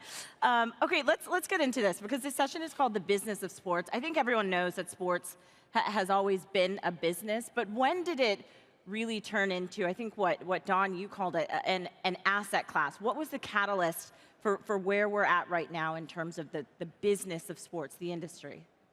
I think one of the things that's happened over the last, I call it 5 years, is, I'll call it 10 years. Number one, you've had people like Steve, titans of business, investors, coming in and owning teams.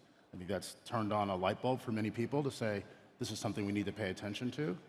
I think the other thing that is very quiet, and I think it impacts One Championship, it will impact the NBA, it has already impacted the NFL, is you have the big tech companies coming into the sport. You've got Amazon, Apple, Google, all paying a lot of attention, paying a lot of money to be around this sport. People have realized in this crazy world that we live in, it's the only content that resonates. It's the only way you can get lots of people to gather at one time to pay attention to something.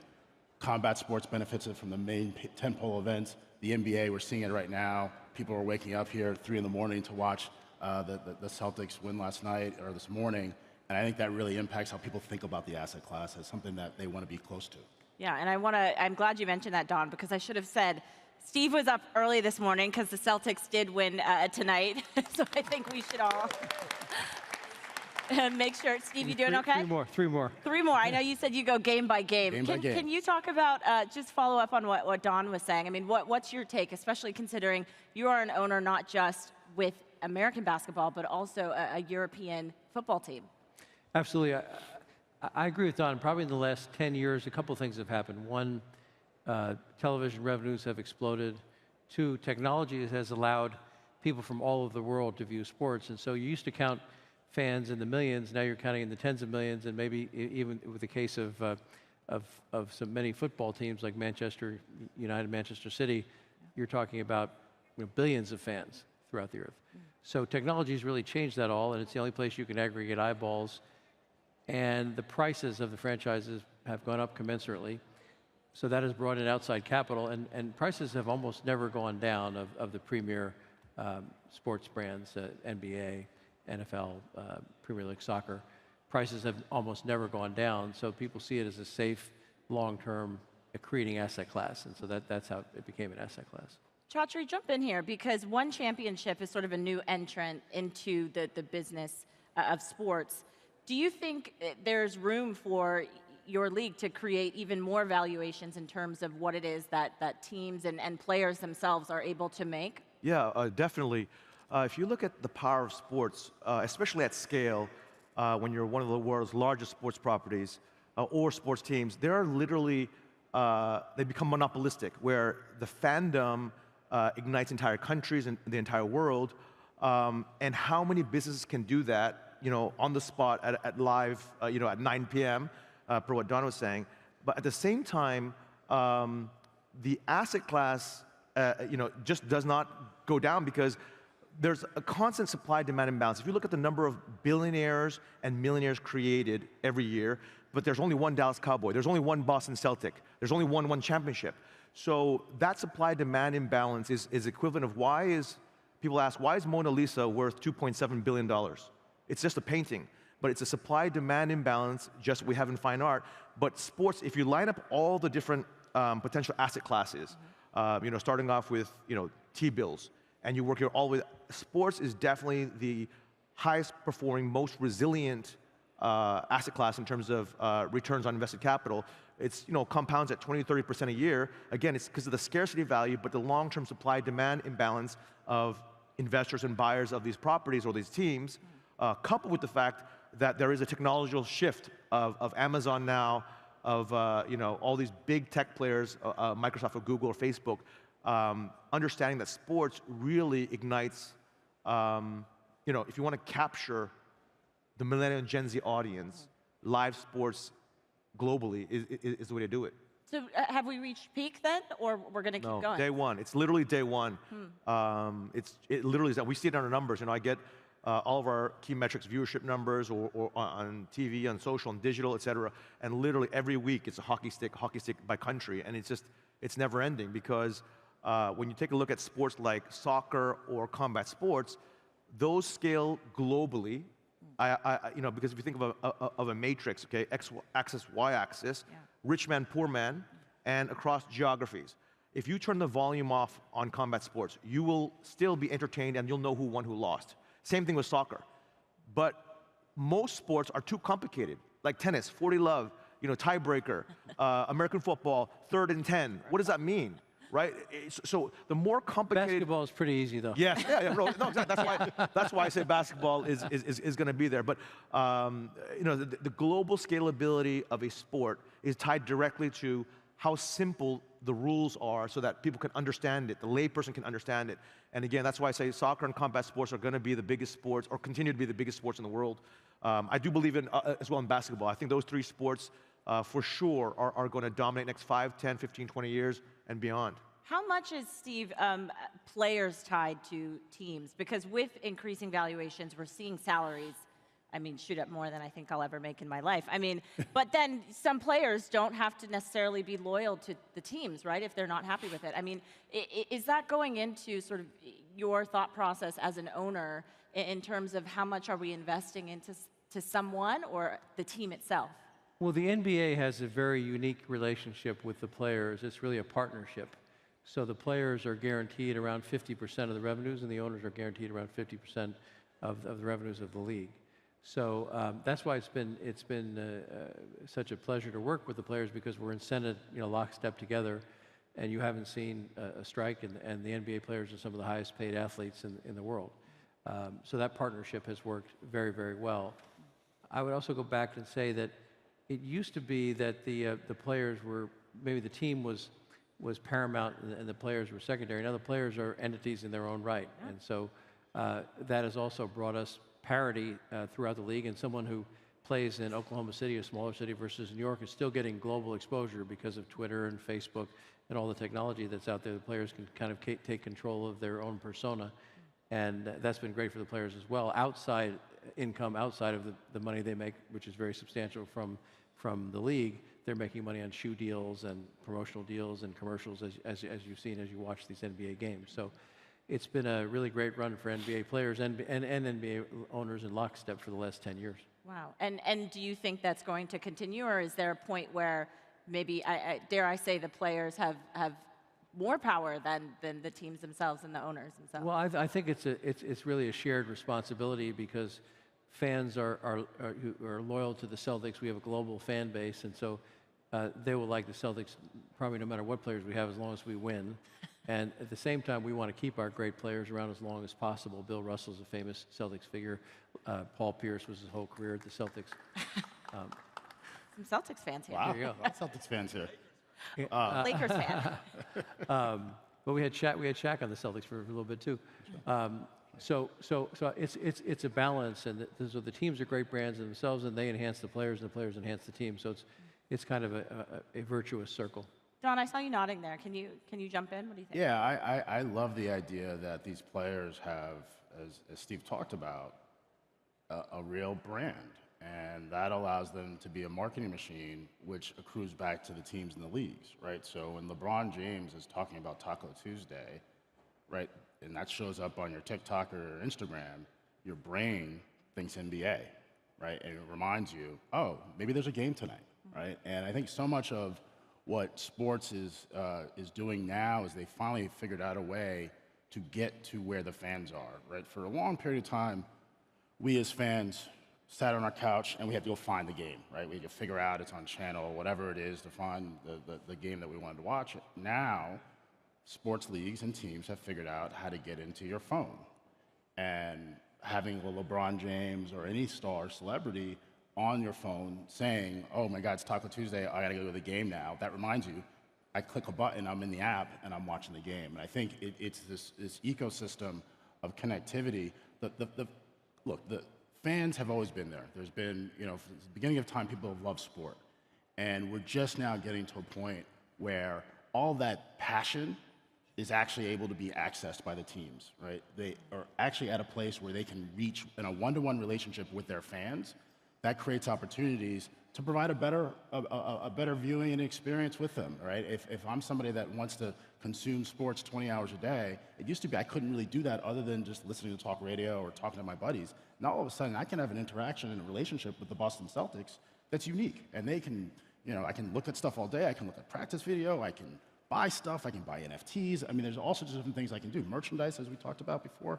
And so it gets us super excited about what the experience is going to be like for fans and therefore for the teams and leagues going forward. Yeah. I was going to add that fan engagement is really the word we're looking for here, and the fans are more engaged than ever because of all these mechanisms to get into the team through Twitter and Facebook, and now sports gambling in the United States. There's a whole segment of people that are glued to the games because they want to bet on when the next shot's going to happen or who's going to have a three in the third quarter.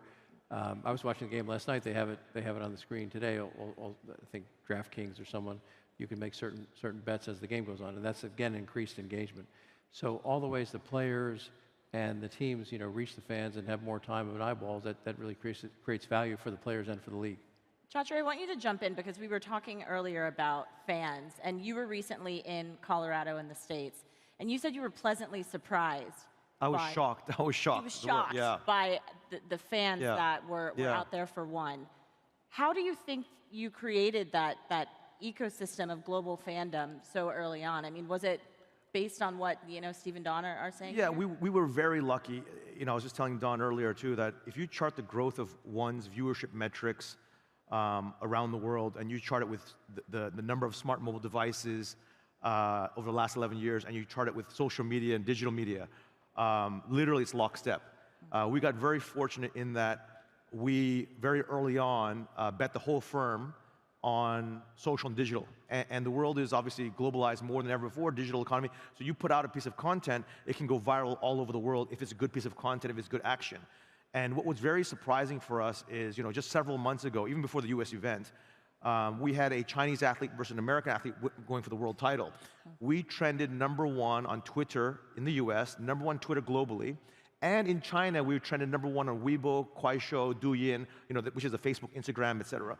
I mean, it goes back to what they're talking about, with Don and Steve. It's like never before can a sports property actually ignite entire countries, on opposite sides of the planet, different cultures, different languages, but this is the power of social media, digital media, because we're finally connected at a deep level. And at the end of the day, again, as I said, combat sports is such an easy, simple thing to understand. To trend #1 the way we did is just, 1.4 billion Chinese had to, at the same time, talk about Tang Kai winning the world title, and that's, thank you. But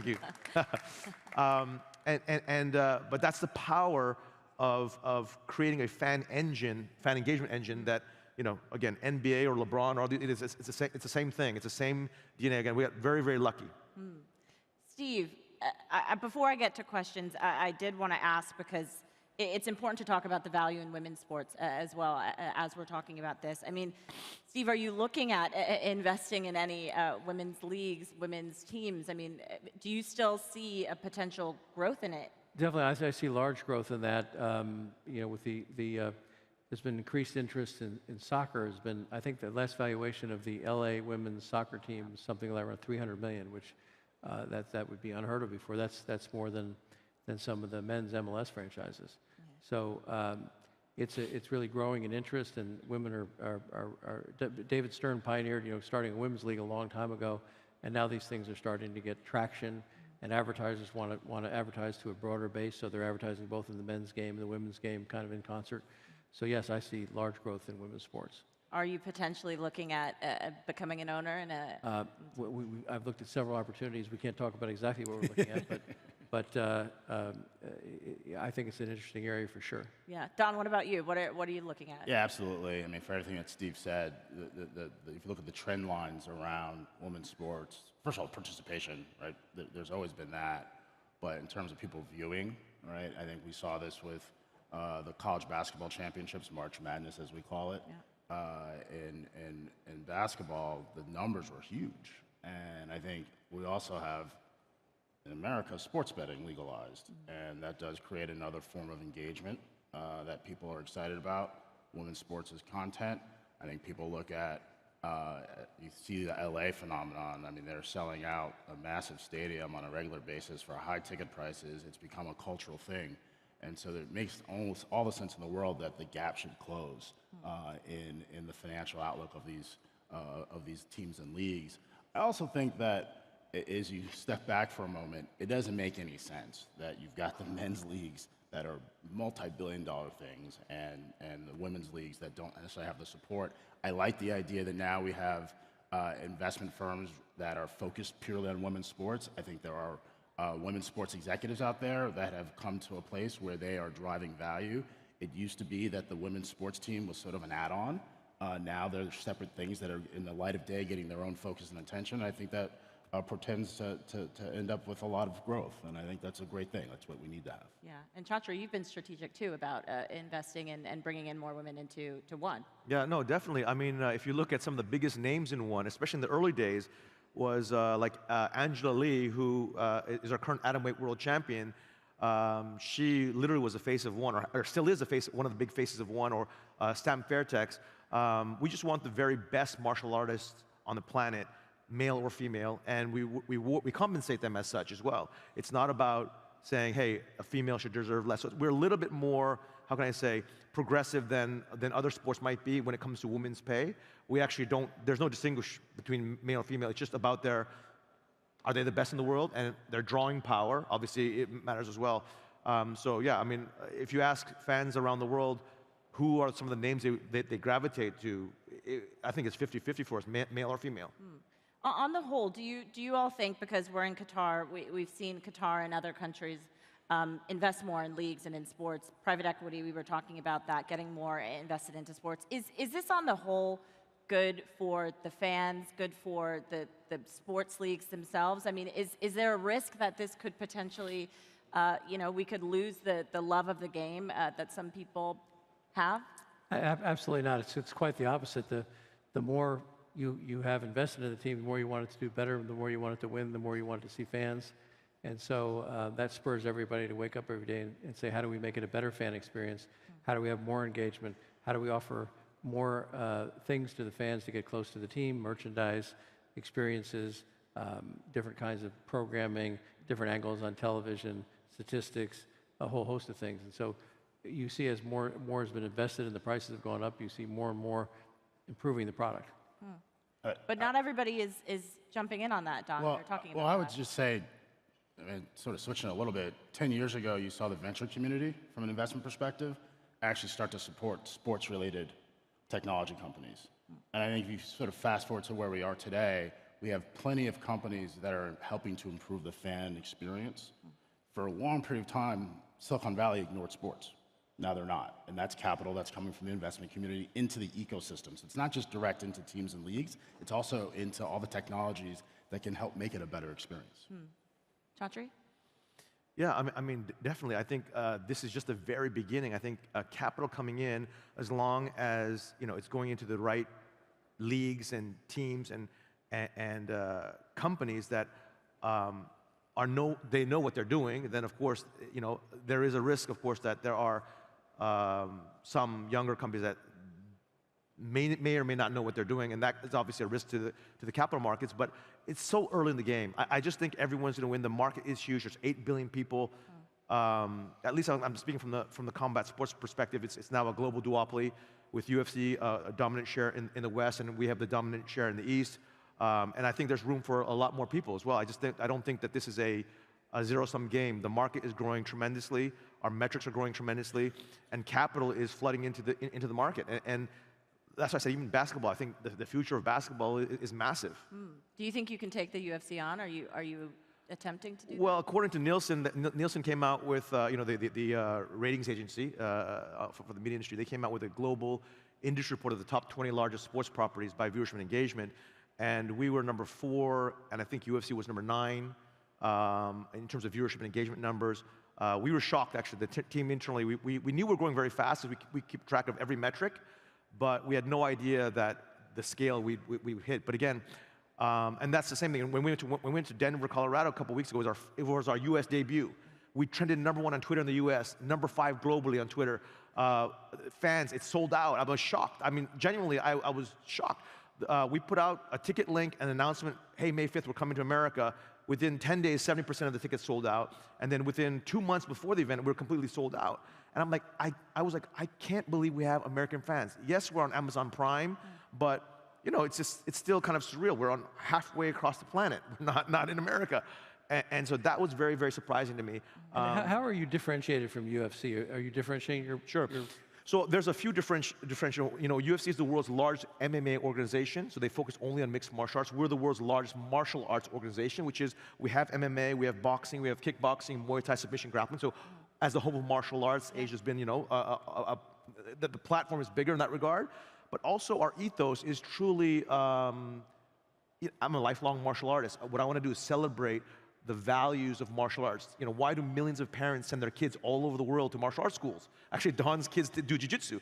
It's to teach them discipline and courage and humility and honor and respect. It's not to be a thug, It's not to talk trash and talk about people's wives.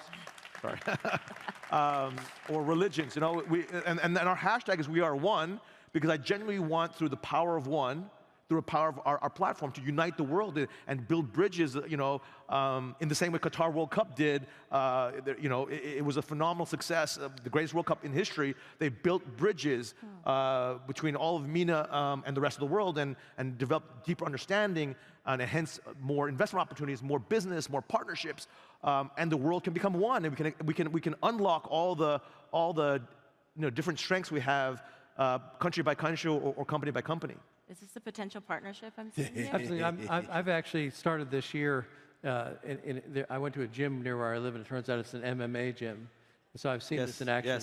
Yes. But I've done 56 sessions in there. Wow. Wow. And I'm awesome. But I'm the only one that doesn't have a tattoo yet. Oh, not yet. We'll see. Celtics win. Let's just. I think we want to go back to the poll really quick and see if you guys were right. I mean, you were all in unison, right? You said basketball. Yeah, we said basketball. Let's see. Wow. Oh, wow. American football. Yikes. Don. Former NFL. As the NFL alum? Yeah. They're doing okay. They're doing okay. That's great. Before, in the last 30 seconds, I want to give you guys each one quick minute to talk about streaming. Not minute, sorry. A few seconds to talk about streaming and what you think that means for the future of sports. I mean, Don, maybe you can start. Yeah, I talked about the interactivity, yeah. right? That creates an ability for teams and leagues to get data about who's actually watching their sport and engaging. It also allows them to interact with them on other ways to monetize, which for all of us is a huge part of the future. Great. Steve?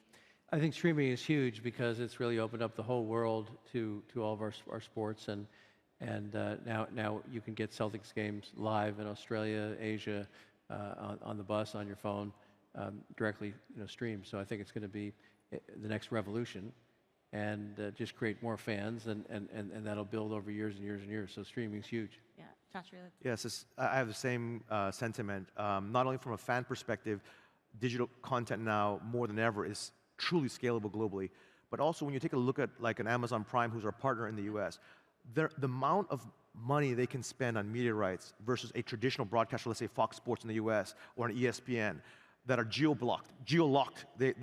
Fox Sports serves America only. Amazon truly has many ways to monetize media rights. They can monetize through traditional ad sales, they can monetize through e-commerce, and they can monetize through subscriptions. So they have many ways to monetize. They're obviously $1 trillion company, many geographies to monetize. So the digital players are, because they're stepping in now into sports, are going to change the game forever.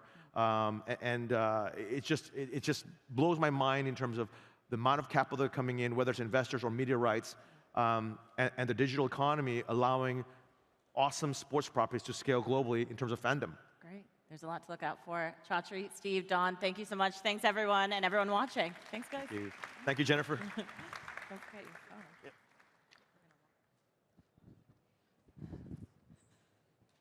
Thank you. Well, that concludes our morning sessions. The general networking lunch, sponsored by QRDI Council, will be held just outside those doors. We also invite you to join us for our breakout briefings, also happening here at the Fairmont. Lunch will be served there as well.